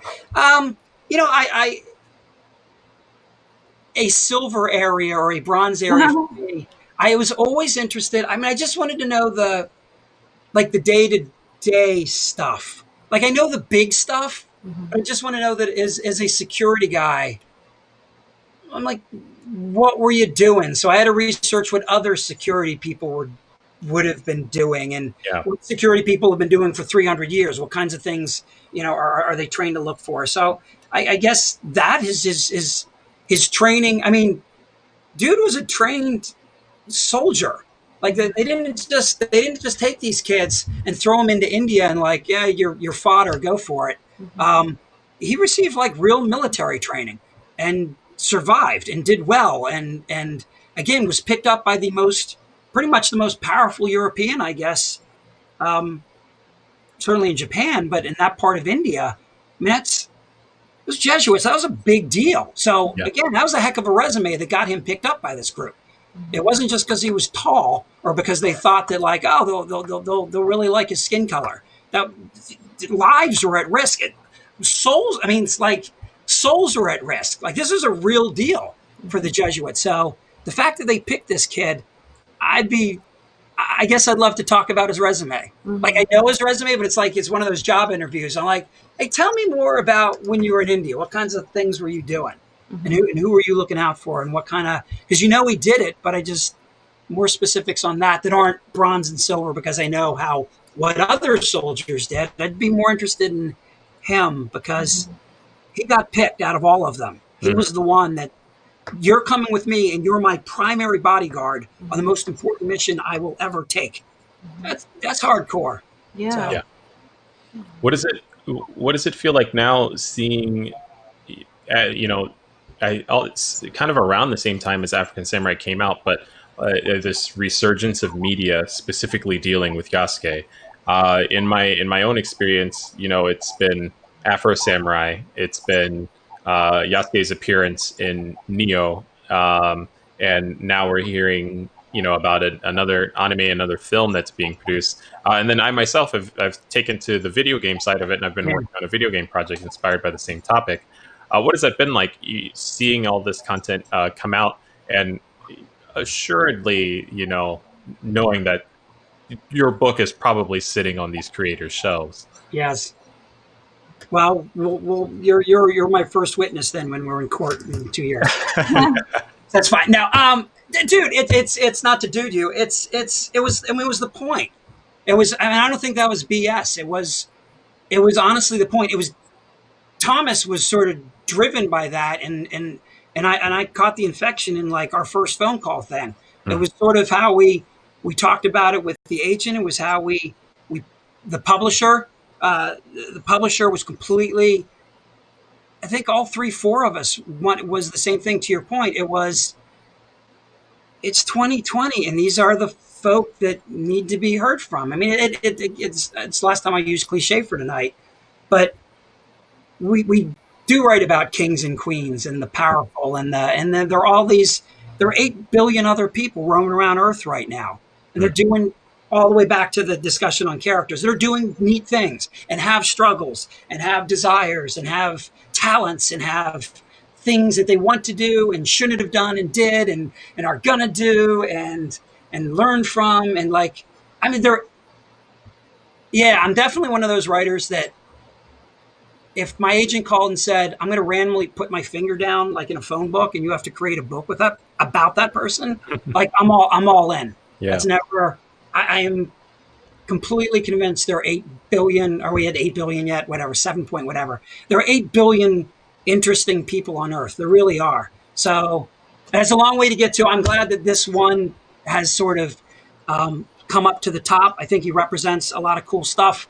A world traveler in a time when the world had gotten really, really small. But, the other stories that you tell are like rich. It's my last like for tonight. Rich folk traveling from London I guess it was Raleigh, traveling for Queen Elizabeth over to California, and the Spanish are taking out the Incas and stuff. And here's this kid who was captured and forced into slavery as a 10-year-old kid, 10, 11 years old maybe. And to go from that to having this killer resume and traveling the world and learning 5 languages and meeting all these people and meeting some of the most powerful men on Earth and working for and with them. Like, he wasn't just some like little side character that Nobunaga kept around for fun. They genuinely had conversations about, tell me what you saw in India. Tell me about these guns that these Portuguese have. Tell me about this. Tell me about the ships you've been on. What would you guys do if? Tell me about this Africa place that this place on the map that the Jesuits kind of pointed out. What do you? It's a cool guy, man. It's just a really cool young man. I feel like that's one thing that I'm really glad that you all touch on and kind of highlight about Yasuke that I think is so compelling about this period in history and how wonderful people were. This idea of all things that happened meant you had to speak so many languages. And we take those things for granted so much, but to communicate, to trade, to travel, to do all kinds of things, your ability to speak multiple languages and communicate in that way was invaluable. And so many people were able to do those things that we find so difficult now. So I think that's really cool. I assume Thomas covered that was one of the first things Nobunaga liked about him. Did that show up? I mean, it was like, but believe me, it was his size and color is the first thing. Like, what the hell's what's going on in town? I got to see this guy. He spoke perfect Japanese the first time they spoke, kind of thing. We're not talking the 4 phrases I know or whatever. He came in, he'd been there for like 2 years at that point, and he's a young man who knows, to your point, I'm in an environment, I better learn this language in a hurry. Yeah. So where some of the Jesuits are, we'll get to it. We're talking a guy in his early 20s. You know how young people pick up languages. He picked it up fast. It's one of the it's like the number 2 reasons that Nobunaga really took to this young man. It was that he spoke like, whoa, like you actually speak decent Japanese. I mean, now we can talk. So to your point, that's Well, I don't know if I can. I don't want to speak for you, Derek, on this one, but I can say Japanese is hard, friends. It's hard. It takes a long time. So big kudos to him, for real. Nihongo wa totemo muzukashi desu. So, one of the things that this is what drew me to Yasuke, and this is coming from much more of a personal experience. Not really a question per se, but I guess kind of a statement, kind of a part question. Yasuke creates a very unique sense of representation for Black individuals in history, and the fact that an African man, a Black man, became a samurai is like one of the coolest things as far as learning a piece of history and that involves such a dealing with something like Yasuke, somebody like Yasuke. When writing the book, did that did those kinds of things end up crossing you and Thomas's mind when thinking about like how much of an impact that a character like Yasuke could have? For me personally, knowing that somebody like Yasuke existed is monumentally important in a time period when seeking more validation and seeking more representation as a Black individual is monumentally important. And so noting important Black people in history is astounding, and the fact that Yasuke exists is astounding. Has there been other moments where other people may have come out and said that, or acknowledged that how much Yasuke may have resonated with them? Oh my gosh, yeah. If Thomas had gotten a chance to talk about it, he did work with my favorite scene, and it shows up in the book. We had to turn it, and we turned it into a little scene. He lived the scene, and I had to write it. It was a little library, I think like a suburb of right outside of Philadelphia. Mm-hmm. And if I'm slightly off, but I'm pretty sure it's a suburban Philadelphia library where a bunch of kids had gathered to do manga and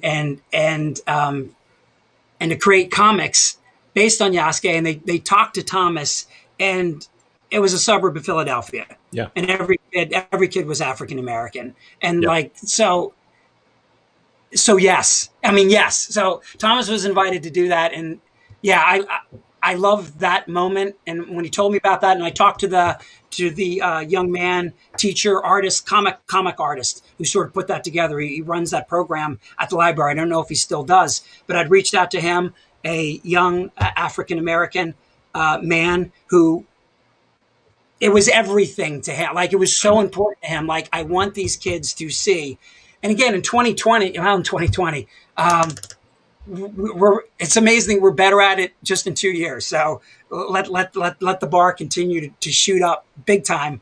But yeah, it was totally important. And yes, to your point, the title was going to be African Samurai or Black Samurai or like totally like, and it wasn't, this was before the, Black Panther stuff or anything like that. We started on this book way before any of that. But representation was definitely on our mind. Wonderful. Yeah.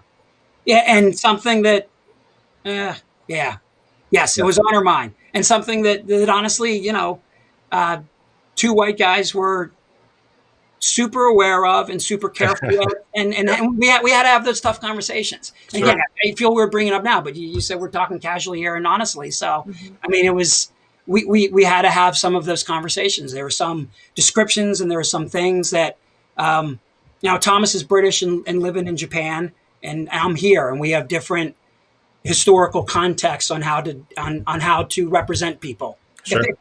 That makes sense. I will.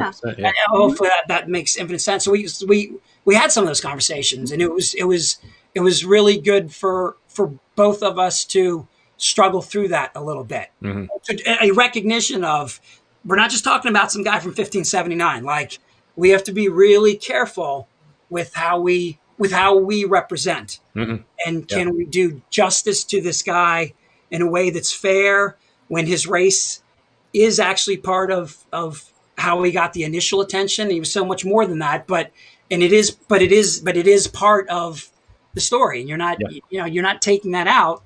And and that would be pointless. That's not the point. Going all the way back to maybe 2 questions ago, it's to show different people from around the world in different places, maybe places where they shouldn't be, but they are, and they thrive and they grind, and people are awful to each other sometimes, and people are cool to each other sometimes, in 1579 or 2020. So, so yes, very aware of it. And hopefully that's the whole thing. Like, if and when the movie comes out, and the reaction, Thomas gets letters all the time on stuff like that. And when I've done book signings, some of the people that show up, it's cool that they show up, and they show up for a very specific reason. Yep. And it's cool. It's really cool. Yeah. Absolutely. I think I've personally kind of exhausted all the different questions that I've had. Sarah, are there any other questions that you had for Jeffrey while we were here? Gosh, I don't know. I think it's just really cool to hear. I love like historically based novels in general, and it's really interesting to hear how you all work together into something like this. And also, it's just really interesting to hear your new perspectives in Japan. I'm also curious if, and I don't know if you can even say this, but this movie that's in the works, is this based on your book, or have they? Thomas got rid of that question even better than I will. I don't know. There are like 3 or 4 major things. For those of you getting ready to write books or have written a book or know anything about film, I will say that it is an interesting market. It is interesting how things get done, and there are gosh, you're right, Thomas. That's so funny. Where are you, Thomas? I don't know what I'm allowed. That's okay. It's okay. I'm just curious if they like. There are many projects in work. Some of them, yeah. I guess I'm not allowed to. Gosh, that's so funny. That's why Thomas didn't say anything. Yeah. So Okay. some of them are moving along. Some of them aren't, and some of them, yeah. At the end of the day, I know there's one great book about Yasuke, and so whatever movie or comic, I hope there's a Netflix series that's 7 seasons long about this guy. Ooh, That'd be super cool. Yeah, I mean, you know what I mean. So yeah, something cool is going to come out in the next couple of years. He deserves it. It's really good. Before you kick me off, Thomas, it was amazing working with you. Of course, like it was a really great team, and I also so want to work with you as well again, Thomas. So like we'll put something together. Yeah. Sounds good. We look forward to it. I'll say the same thing that I said to Thomas, in that in all of the different works that are in the pipeline about Yasuke and on their way out, if none of those make any sort of proper acknowledgement of the work that has been done in African Samurai, then I hope that I could at least be allowed to create some sort of cartoon character rendition of you and Thomas as characters in the Edo, just to hang out in the background or something within this fantasy version of Yasuke, this video game. Now I might be rooting for that. Then fine, that might be better than that. So, but of course, in the proper in the proper channels, I'll have to email you and ask you about that one and see how you'd like to be doodled. Fine. But no, Jeffrey, I absolutely want to thank you for your time and joining us and hanging out and answering these questions. It's been an amazing time. Thanks for having me on. To converse with you. Yeah. For our viewers at home, I do have a link under your name, but in case you want to share any new news, any books that are on the way out that are happening for you, anything that people can find you, feel free to loft it out to our viewers. African Samurai. Pick up African Samurai. Yeah. I mean, it's a good historical read. It's fun. I think it moves fast. I think you're going to learn a lot about all sorts of different stuff. So, yeah, guys, and for those, check out African Samurai. That's it. It's the only thing I'll plug. Right on. Awesome. That's it. Yeah. Be nice to each other. Definitely. Yes, All that's right. always a good advice. Yeah. Arigato gozaimasu. Those are the remaining 3, weren't they? That was the remaining. No, there you 3. go. Don't worry, you say them all together at the same. There you go. Yeah. Don't worry. I appreciate it. Thanks for having me on. Thank you so much. Thank you so much. Thank you. Have a good evening, guys. Thanks. Thank you. See you around. Viewers at home, don't go anywhere. We'll be right back.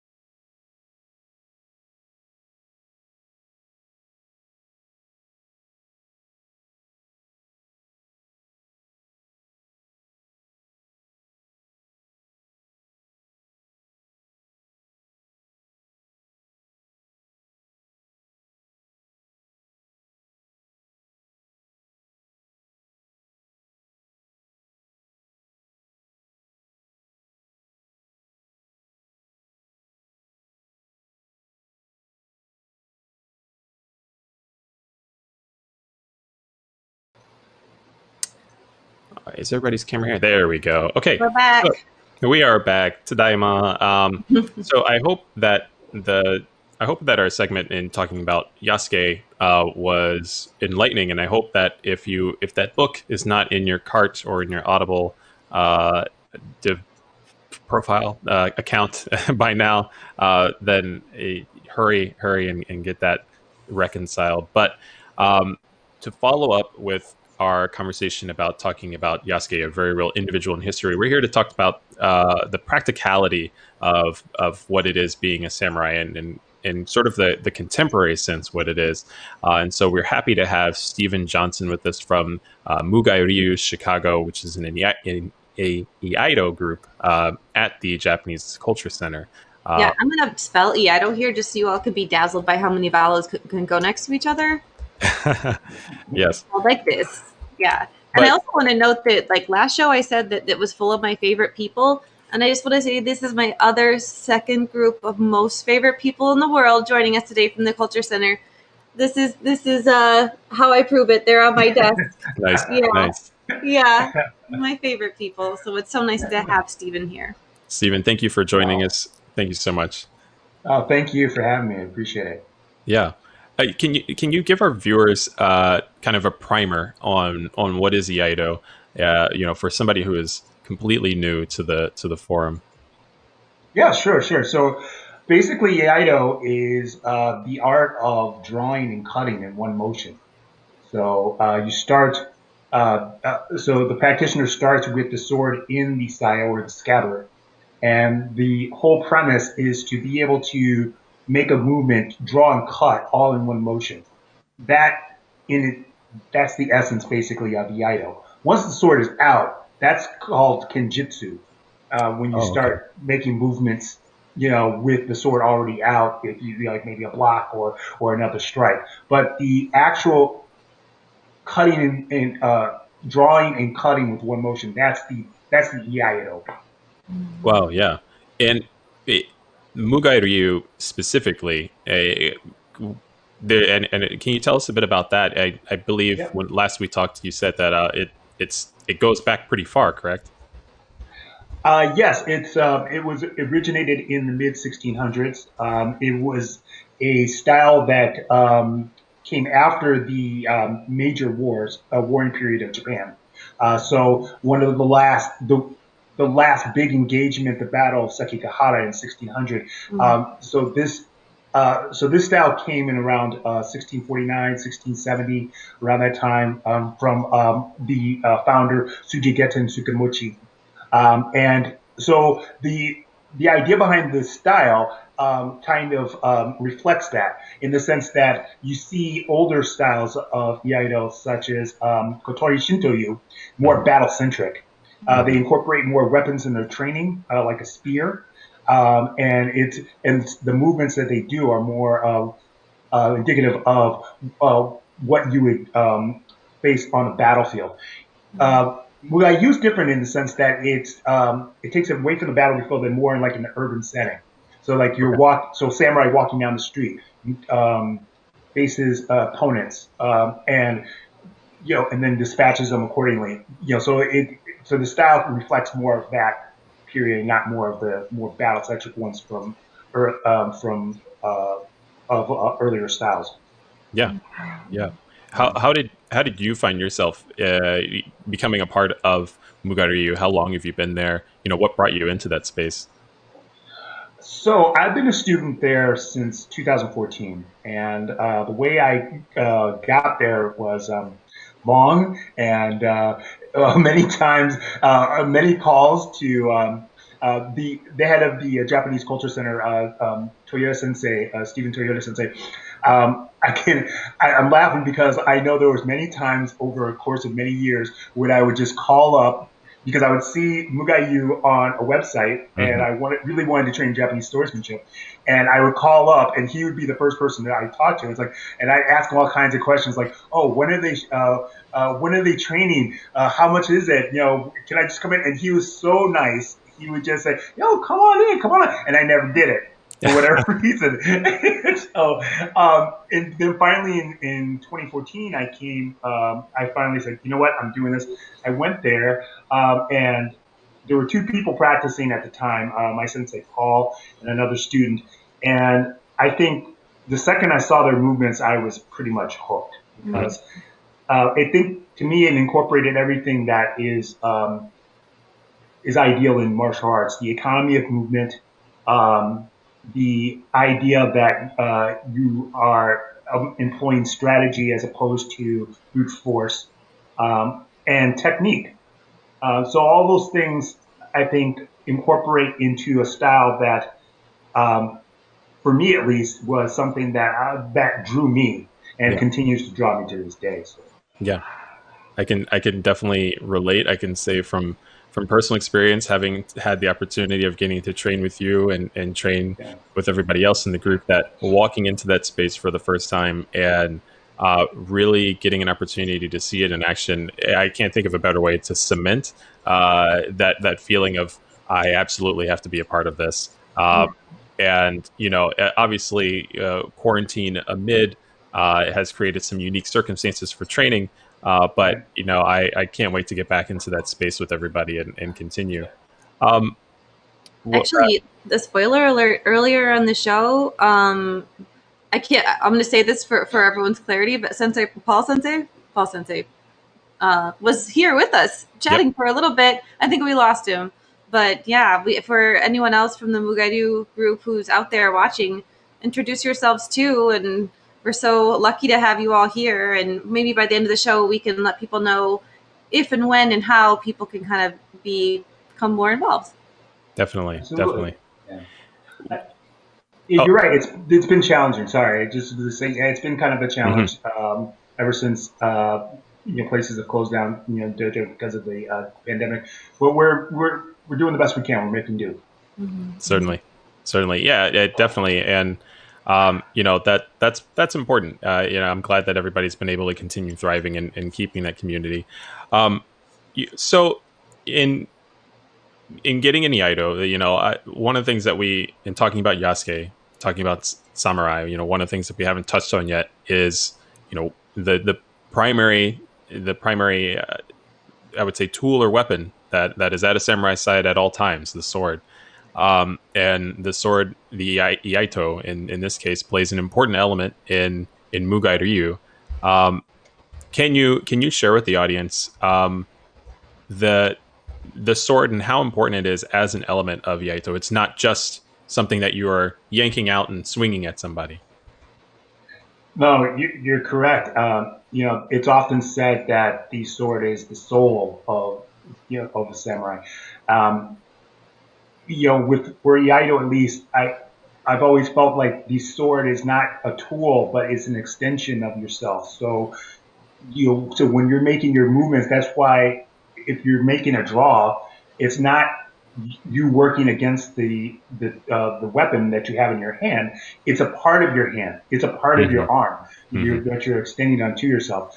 I think with that mindset, you think of things differently in terms of how you step, how you pivot, how you expand your chest to get the best possible cut. I mean, the you know so yeah, so the sword is so the sword is not just a practicing tool. It's not just a weapon. It is a part of you, Yeah. and so you take great reverence in how your etiquette, how you treat the sword, how you treat other swords that are in your proximity.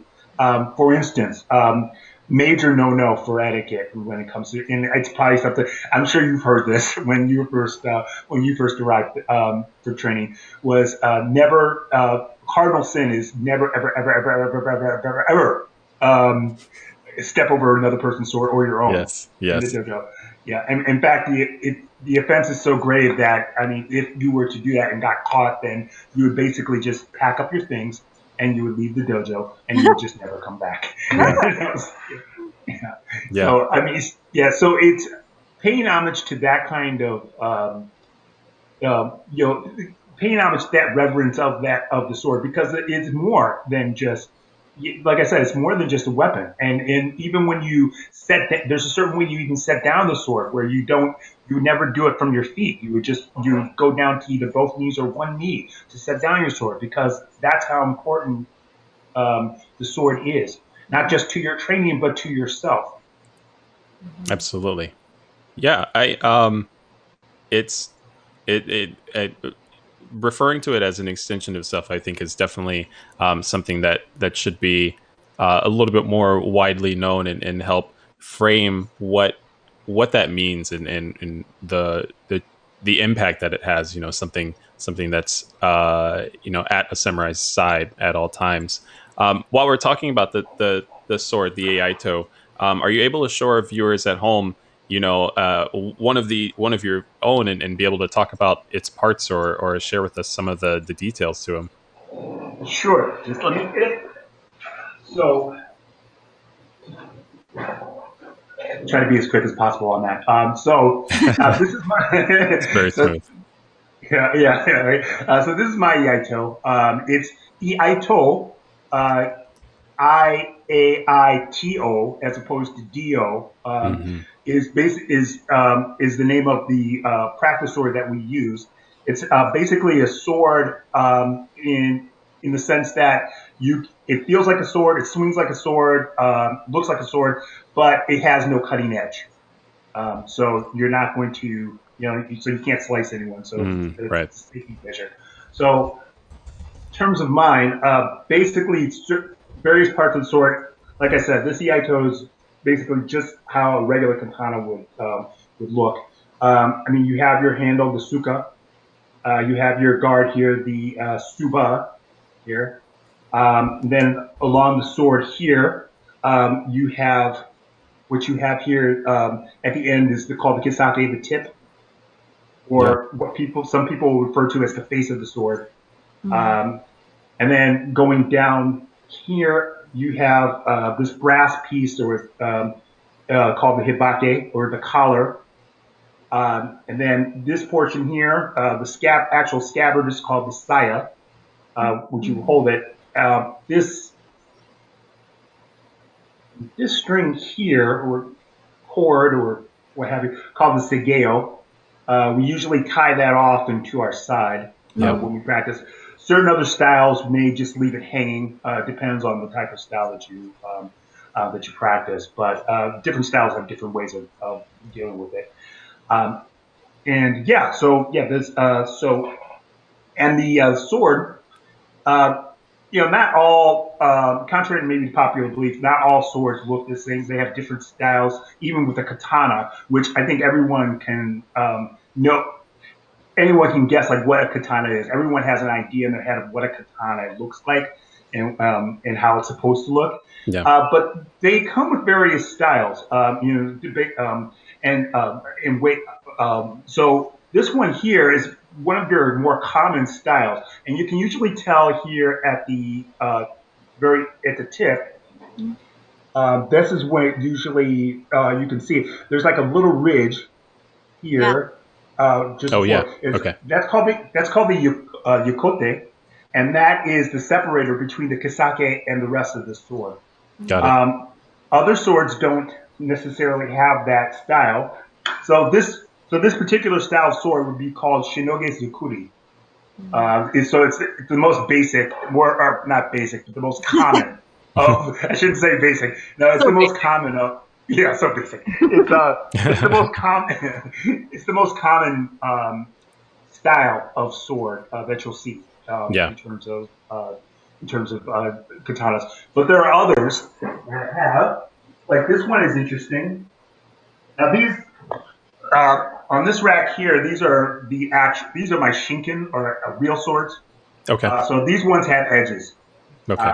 or real cutting edges. So this one here, this one is one I like to use for tamishigiri, which is mat cutting, cutting mats for practice. Got it. This one is called Unicode Sakuri. It is it's unique in the sense that it has you see this maybe little indentation. I don't know if you can see it real well, called the bohi Yeah. alongside a little indentation here. But unlike other swords, it only comes to about maybe the third of the blade. The rest of Okay. the blade has none, and it has no yukote. It's patterned more after another weapon called the naginata.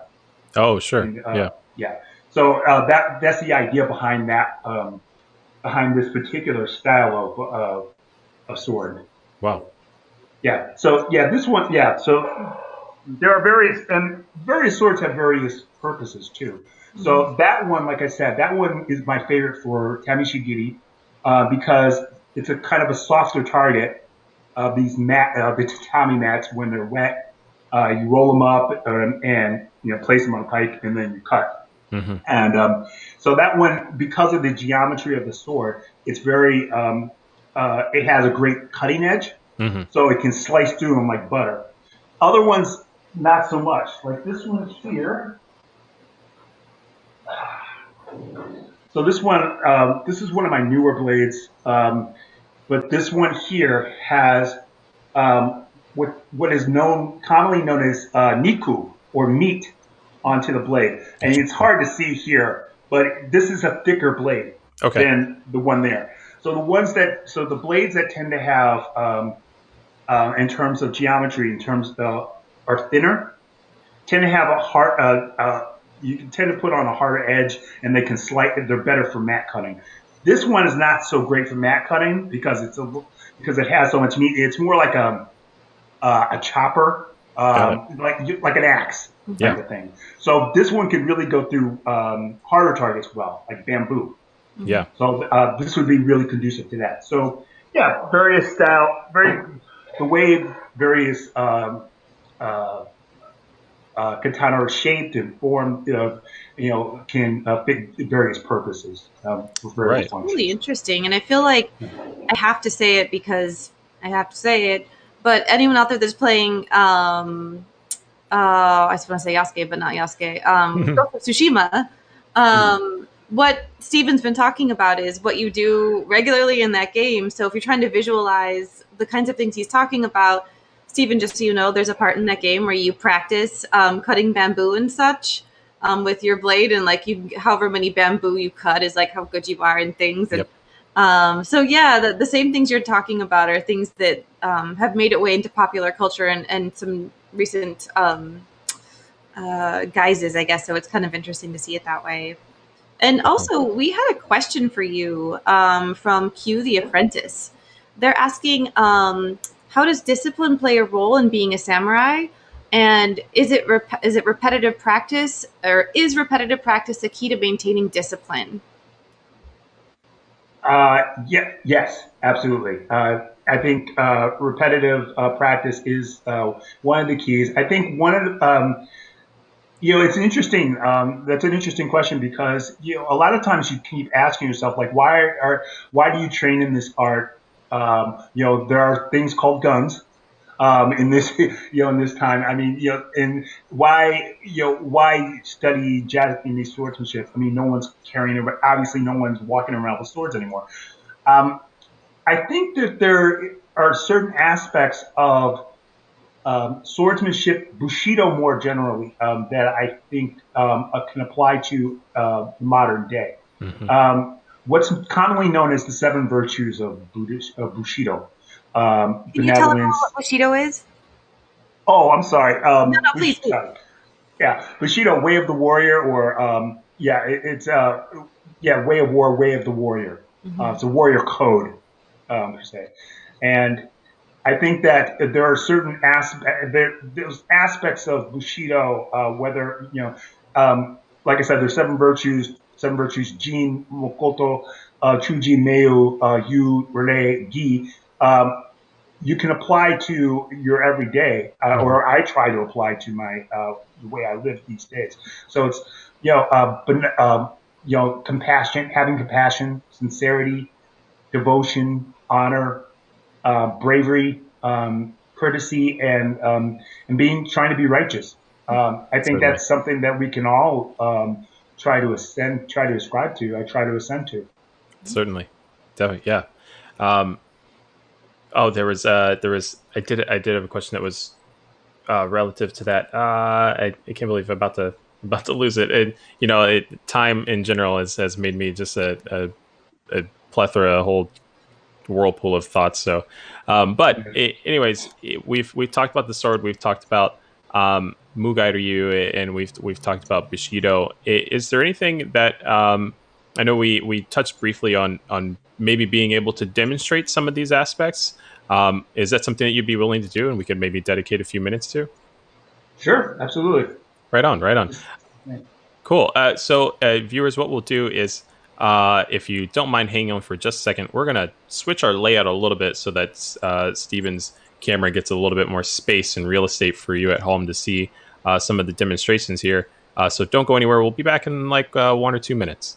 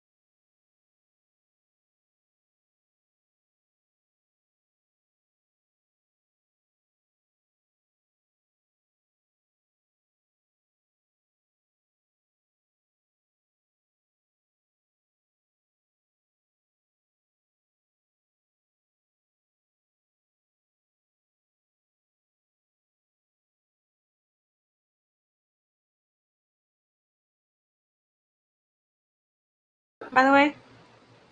Sorry? Yeah. She was asking if you could still hear us clearly, but what I'm going to do, I'm just going to hand the floor to you to please, at your pace, your leisure, give the viewers anything that you want to show us. Sure. Great.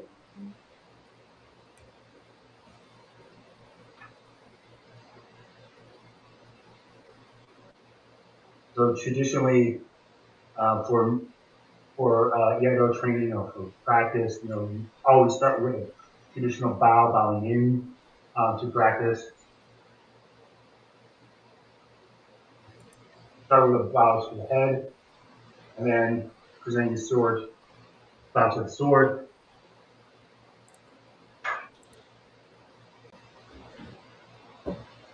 Everything about Iaido and Mugayu specifically is very specialized in each movement. Even bowing in, there's a certain way in which you bow in that you have to have concentration throughout. Oftentimes we are part of a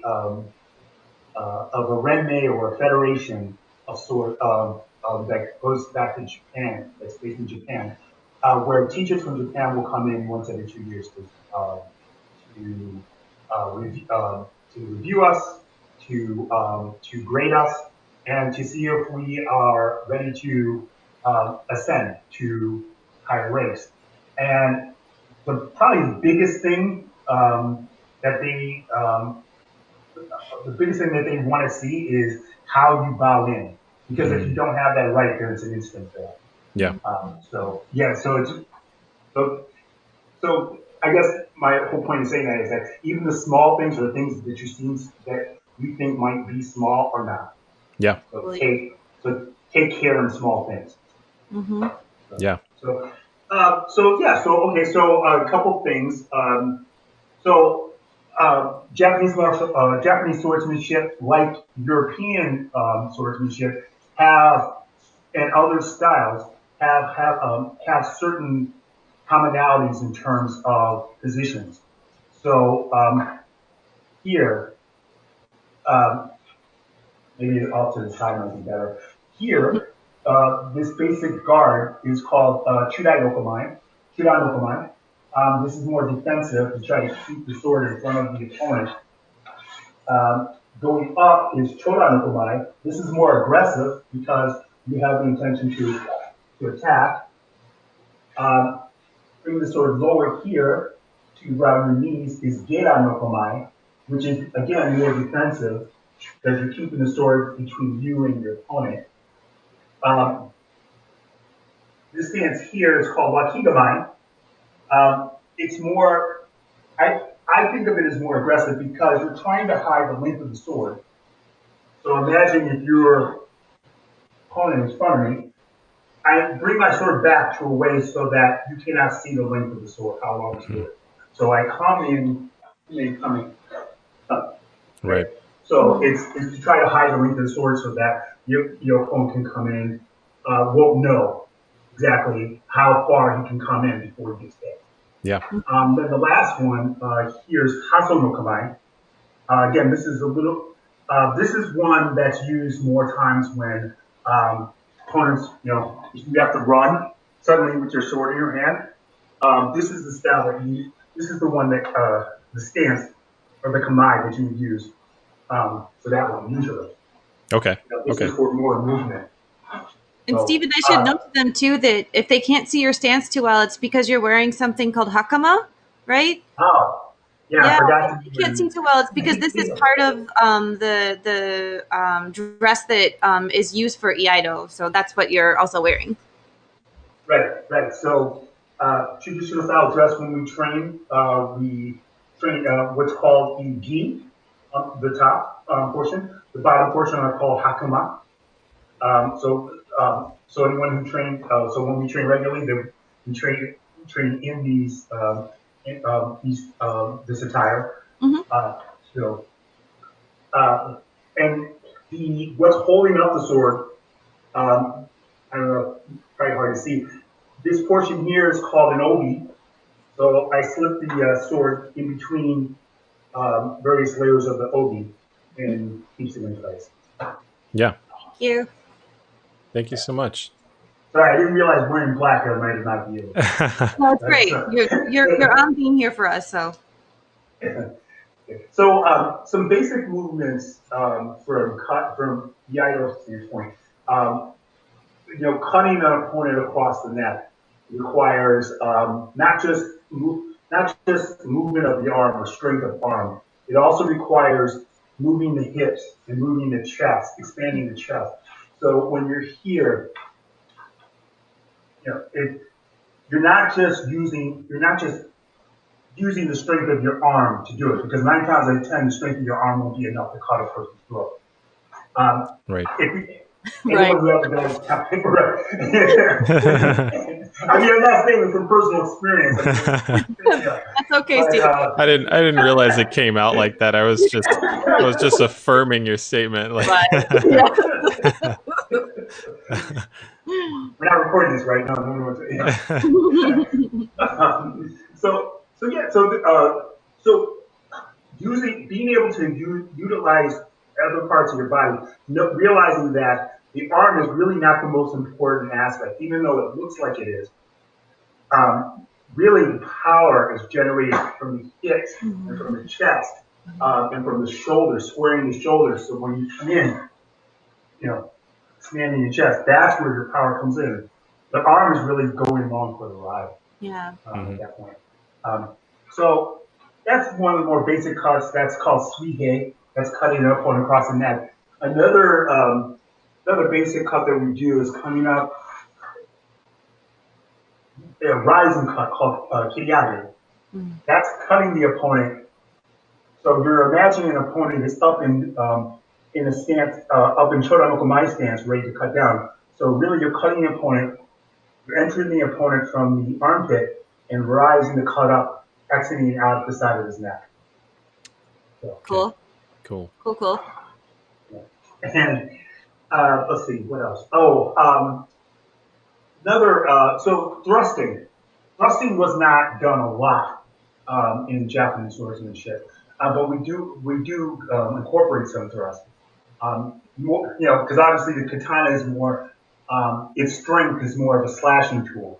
than a fencing tool where you would poke. But certainly for thrusting, it would be important to keep a handle or the suka underneath this bone of your arm to give it support. And then as you thrust, the curvature of the sword or the sori would enter down into the opponent. Okay. So, that would be our basic thrust. If you use it, and I think there's only a couple of kata that would be employed. Most of the movements have to do with slashing or cuts, and a basic cut.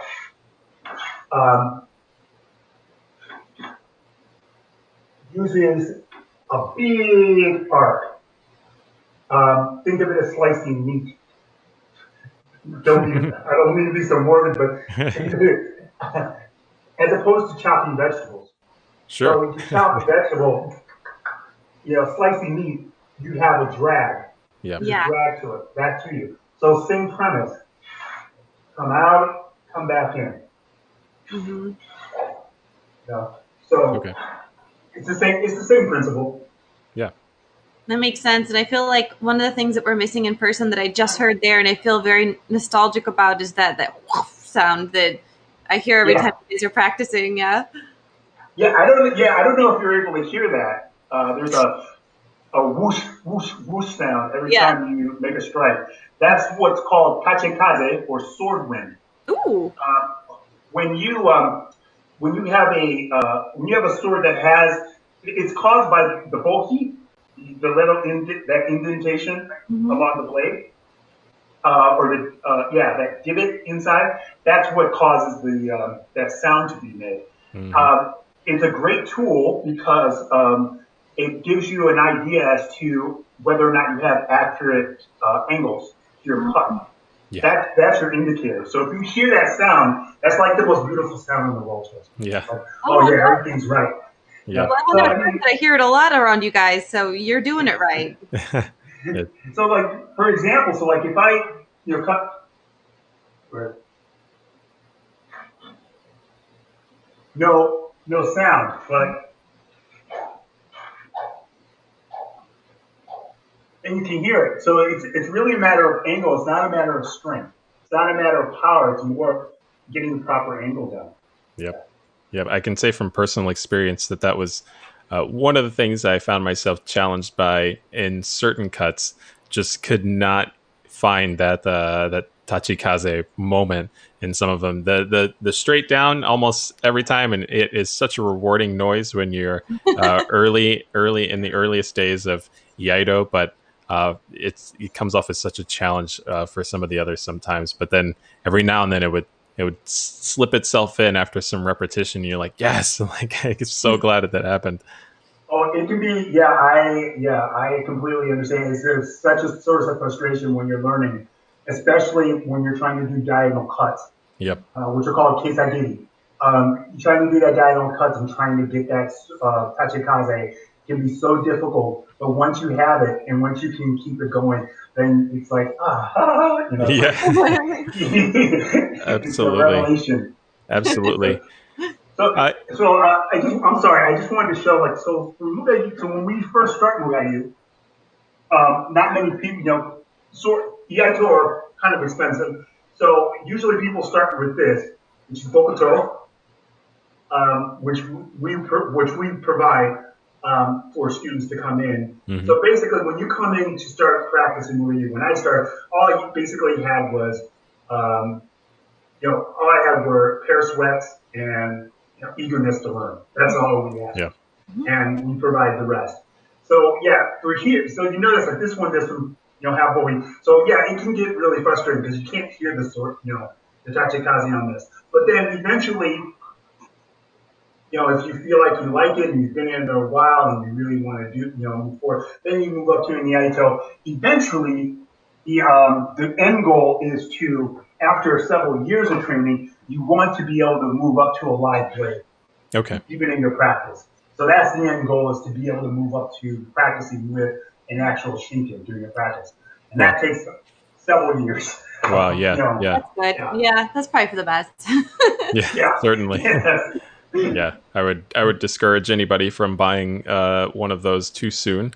Though. Yeah. Oh, we've had people. We've had people come in and say, hey, can you take a look at this? Yeah, this is my Right. blade. I want to trade it. It's like, why? No, what are you doing? I Yeah. think one of the best things that EIO has taught me is to have a deeper reverence for the sword and for the killing capabilities of the sword, or just the damage it can do.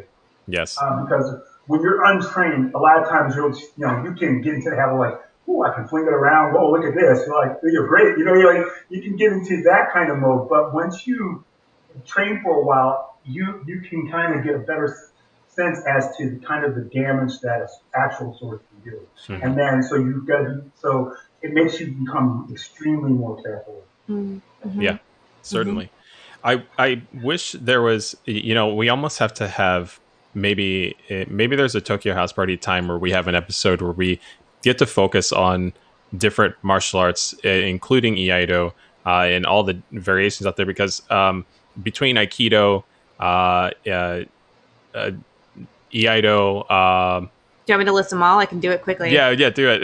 Got it. All right. Yeah. Shurikenjutsu, Bujinkan, Yes. Capoeira, Iaido.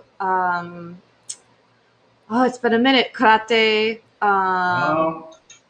What am I missing, Stephen?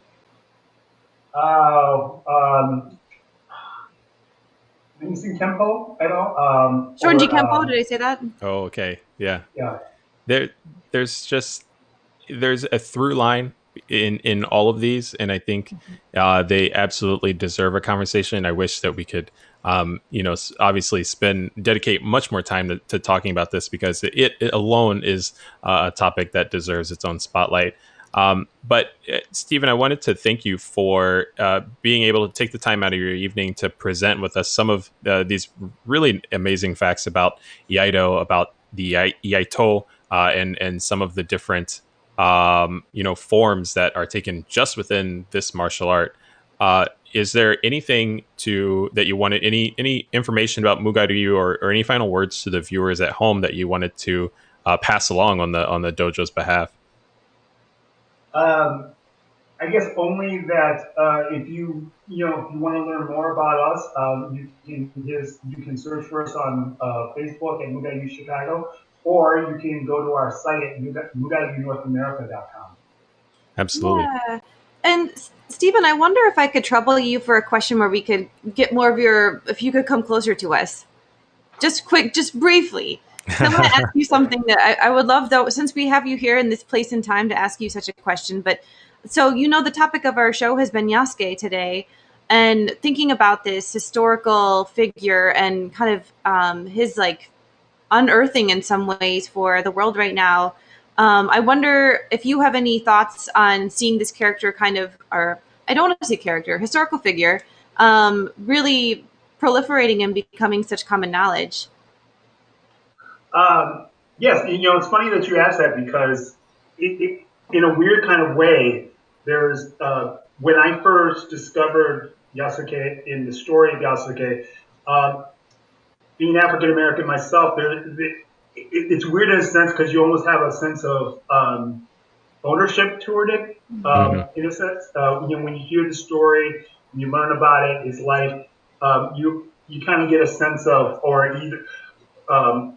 Especially those who are trained in martial arts, you kind of get a sense of familiarity or relation. You feel that common bond.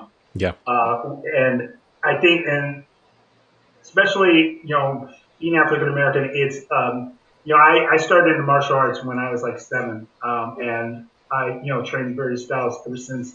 And I think for a lot of us, I think there's always been that connection in a sense, or that affinity towards, especially Asian martial arts. And I can, going back years to even times when I was a little kid and I'd sneak into midnight shows at the Village over at Old Town watching the midnight show of whatever kung fu flick they were showing that day. Nice. It was just, and the place is packed, mostly of black audience, Yeah.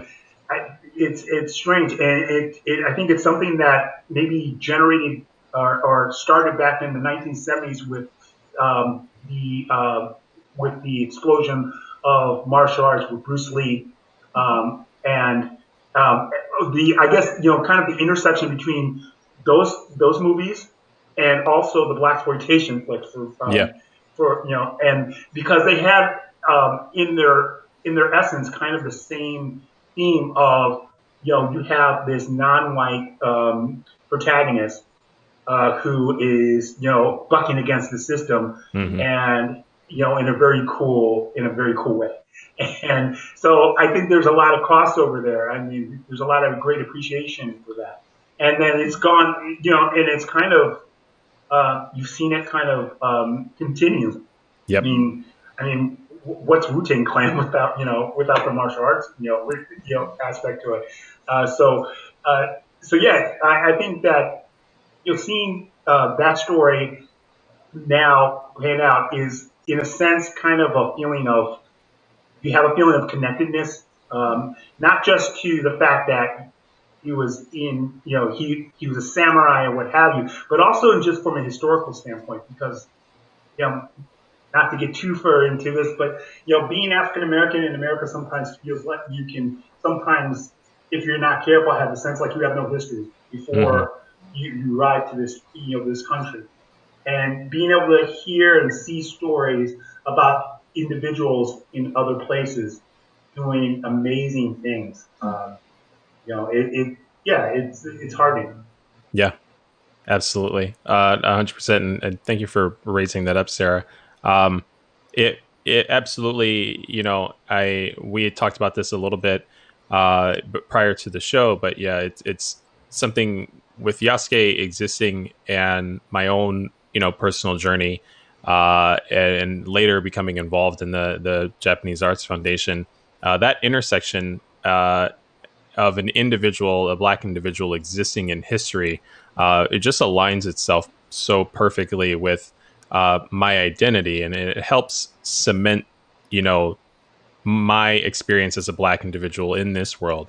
And and it's a huge relief. It's like a breath of fresh air to not only have that for yourself, but realize that this is a shared experience, and realize that there are tons of other black individuals out there who are at that intersection and have a passion for both of these things, and identify in this way.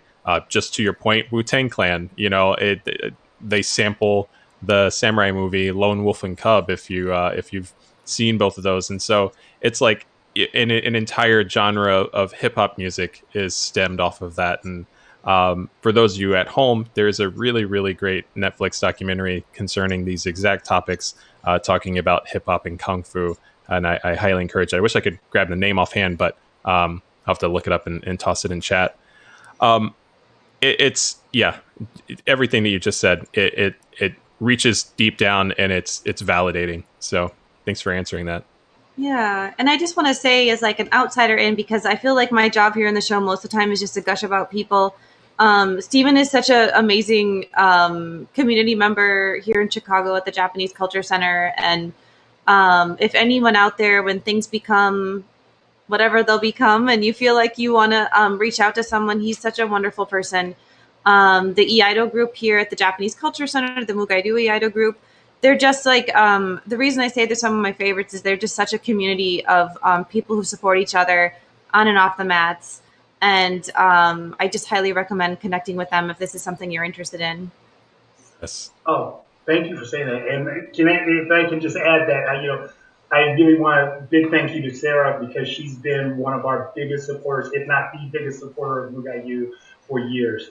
So really thank you for everything that you've done for us. I love you all. You're my favorites. So we'll see what still happens. Yes, 100%. I have that name. The name of that documentary is Iron Fist Kung Fu Kicks, and tossing that in chat for those who haven't seen it. One more time, Stephen, thank you so much for joining us and sharing your experiences, not only in being a contemporary samurai, basically, and as well as your personal relationship with the Ido. It's monumental to be able to hear those things. Thank you so much. Right on. To our viewers at home, you know where to find Mugai Ryu. You know where to catch Stephen and the rest of us when we are practicing. Hopefully in a dojo setting in the near future, because I will be standing there again too. But don't go anywhere. We will once again break away for just a second because our final segment to the show, I will actually be demonstrating a personal project that I have been working on, also concerning with Yasuke and samurai and my relationship with all of this. And so don't go anywhere. And once again, thank you to Stephen. Thank you.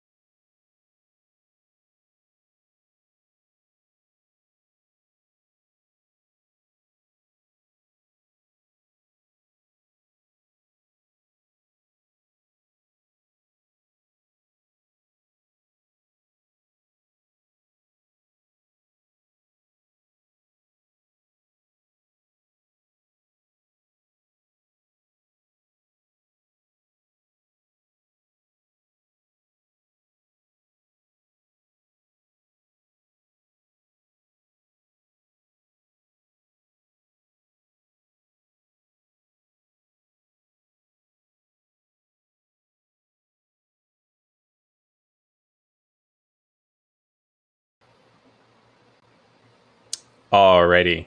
Okay, we are back once again for the last component to the show before handing things off to Van so that he sends our evening away with his amazing musicality.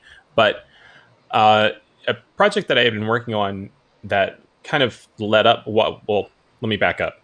For a while now, Sarah and I have been having conversation about wanting to have an episode about Yasuke and how we could best do that and who we could get onto the show. And so, again, it's without Thomas, without Jeffrey, without Stephen being a part of this that we wouldn't have the episode that we have today. And so I'm really thankful that they each contributed their time to speak with us.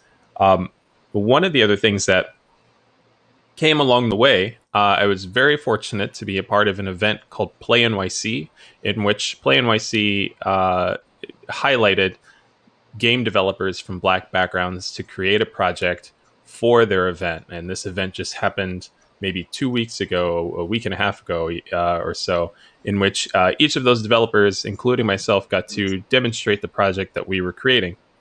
I, for a while, following the release of my current game, Onsen Master, which is coming out later this year, I'd been wanting to create a game specifically about Yasuke and concerning Yasuke, but setting it in like a fantasy setting.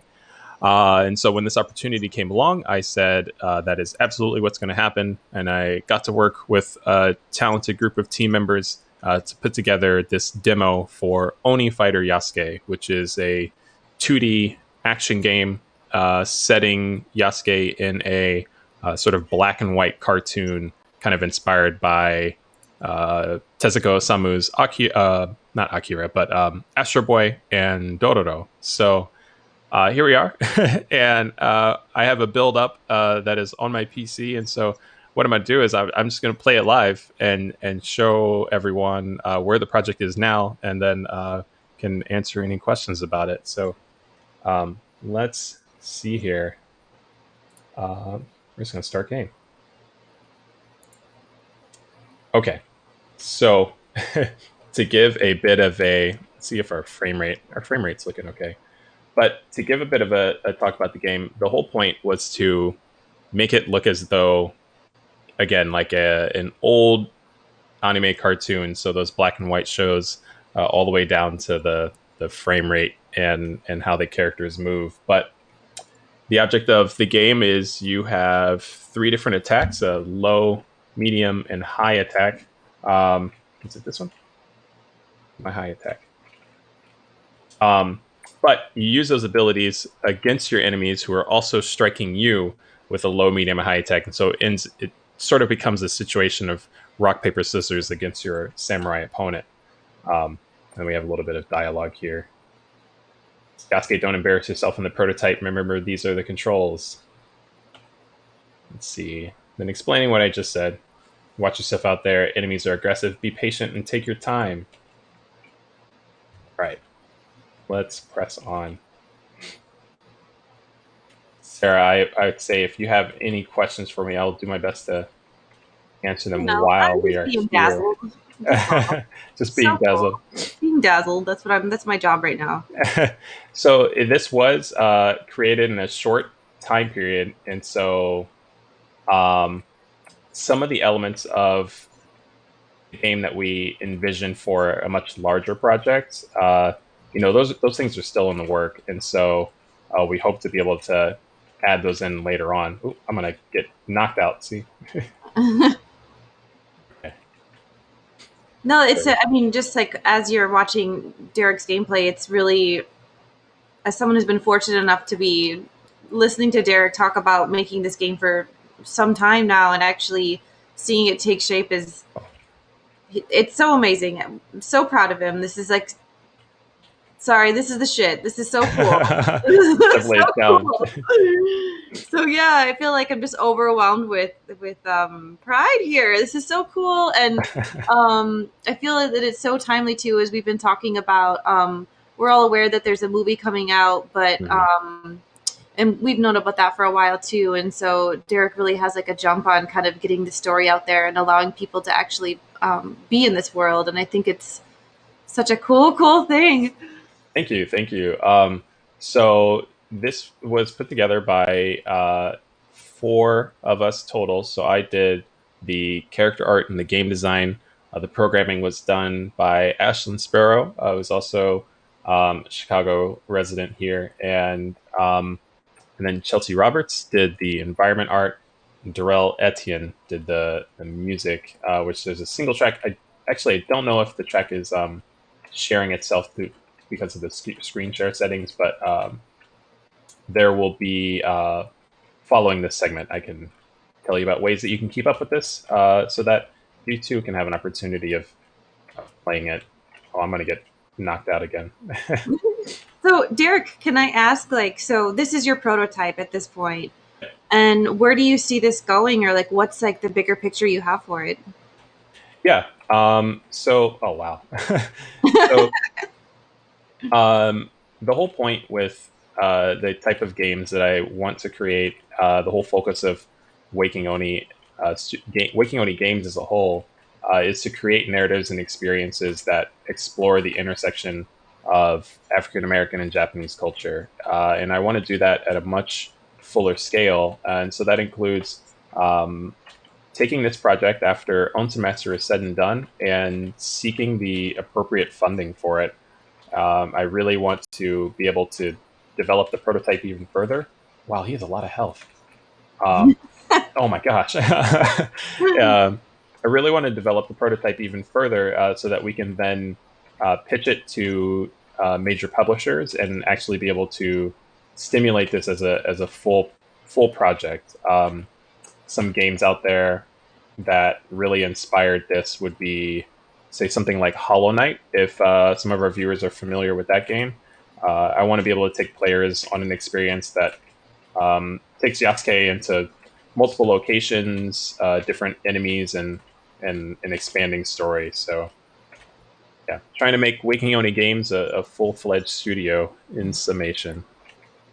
Absolutely. I can't wait to see that. And I think it's so interesting. Some of the motions that Steven just showed us, I can see that. I see it. Yeah. I'm glad you have a keen eye for that because when I was working on the animations for this prototype, I was standing here in my office. I have a wood Iaito that I was using to practice the stances that I remembered from class, and it absolutely helped inform how these characters would look when they were attacking, and how Yasuke would look when they're attacking as well. So yeah, some of these stances are absolutely inspired by my experiences with Iaito. It's so cool. Oh, And so, in the story of the game, like in the greater storyline, what is Yasuke striving for? Yeah. So the story of Yasuke is going to. I touched on it.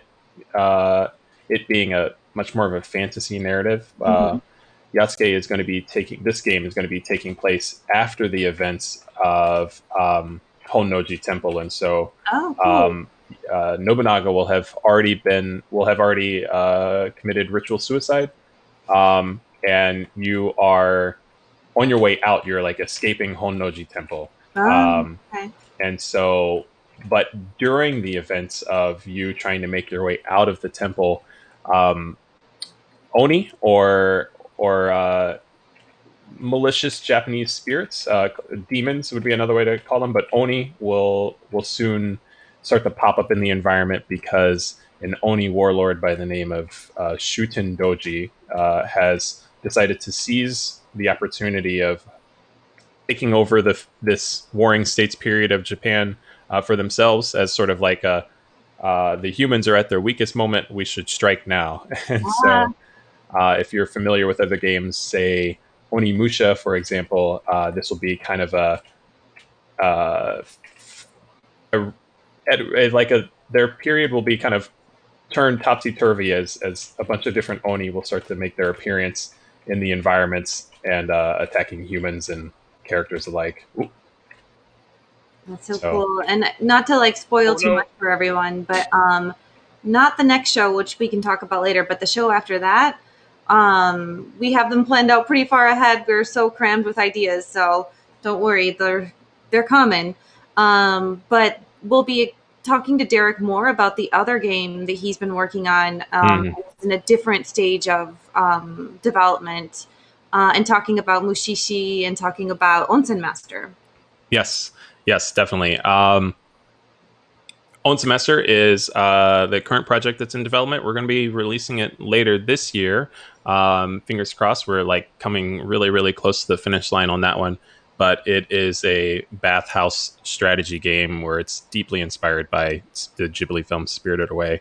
I'm going to leave the demonstration here for now because it gets extremely hard, and we only have a few minutes before handing it off to Van. But if you want to catch more information about Yasuke, catch more information about Waking Oni Games, and any of the projects that I'm working on in particular, I would say head to Twitch, where I am usually going live and not only working on game development, but playing games. It's like one of the best spots to be able to catch some updates on these projects, as well as ask me any questions about how they're going. But you can find me online there under Waking Oni, and then everywhere on the internet as Waking Oni, and then Waking Oni Games for any of the specific game news related stuff. But yeah, I hope you can look forward to more on Onsen Master and how it relates to some other topics that we have for the show. Yeah. And Derek, I wonder if I can pose a similar question to you that I posed to Stephen. Sure. I wonder, after we've had all these conversations and, you're so intimately tied to Yasuke and this development of this historical figure kind of resurfacing in the world and in this moment in time.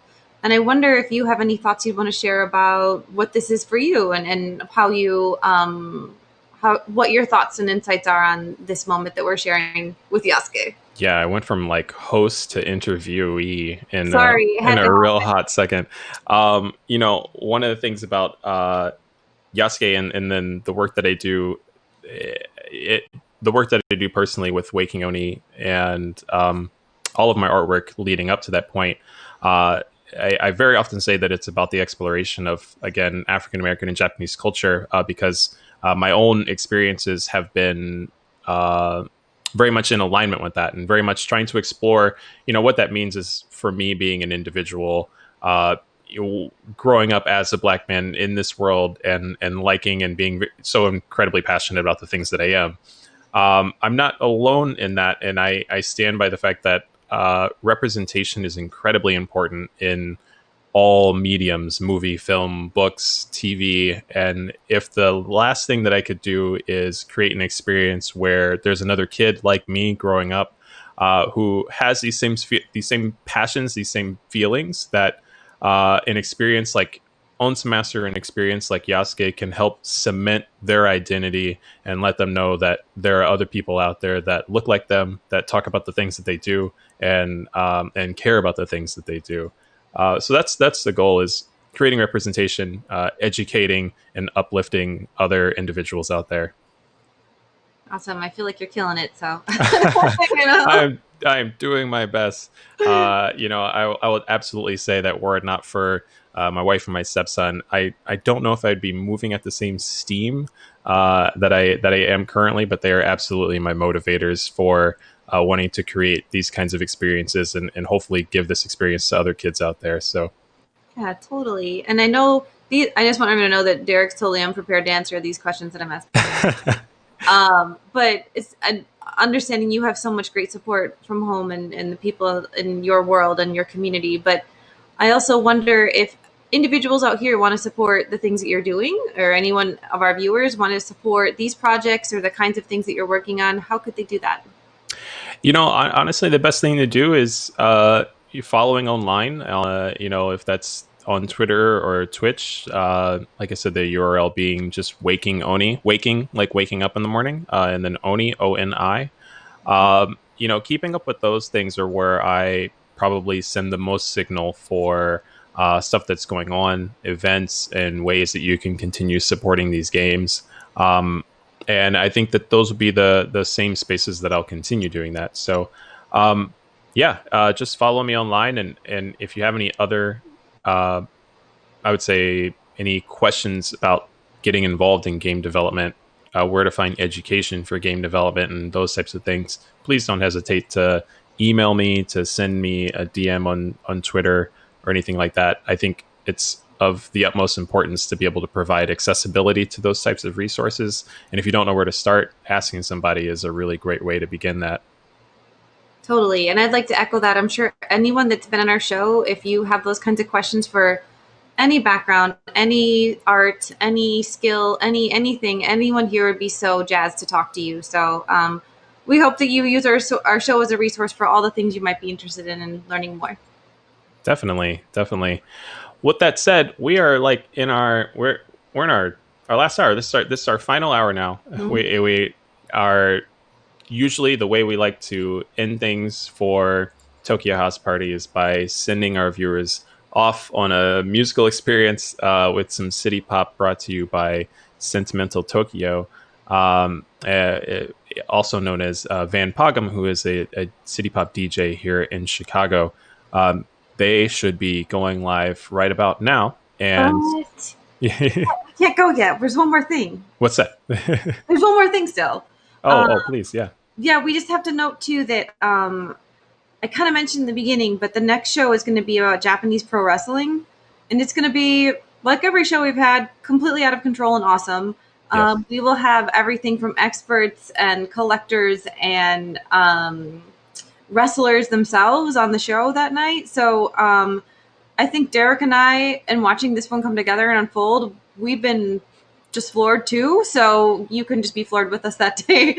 But yeah, again, make sure that you are subscribed to our channel, and you can sign up for our mailing list on our website. And you can also support the show and the Japanese Arts Foundation via our website as well. So Definitely. I am going to take advantage of a different feature in Twitch, which is called a raid. Normally, we just host Van's channel, but I asked him and made sure that it was okay. So what we'll do is sort of redirect you, chat, into Van's channel so that you can give them a follow, listen to the music directly, and know right where to find them if you want to listen to more city pop in the future. As always, thanks so much for being with us this evening. Thank you for those final words from Momo. I wish Miles was here to help that chorus. But yeah, I think that's it for this evening. thank you all so much. Thank you, Derek. Oh yeah, of course. No, I'm always happy to share and talk about those things. Right on. Well, everybody at home, see you around. Until next time, join us in 2 weeks. We'll see you later. Yes.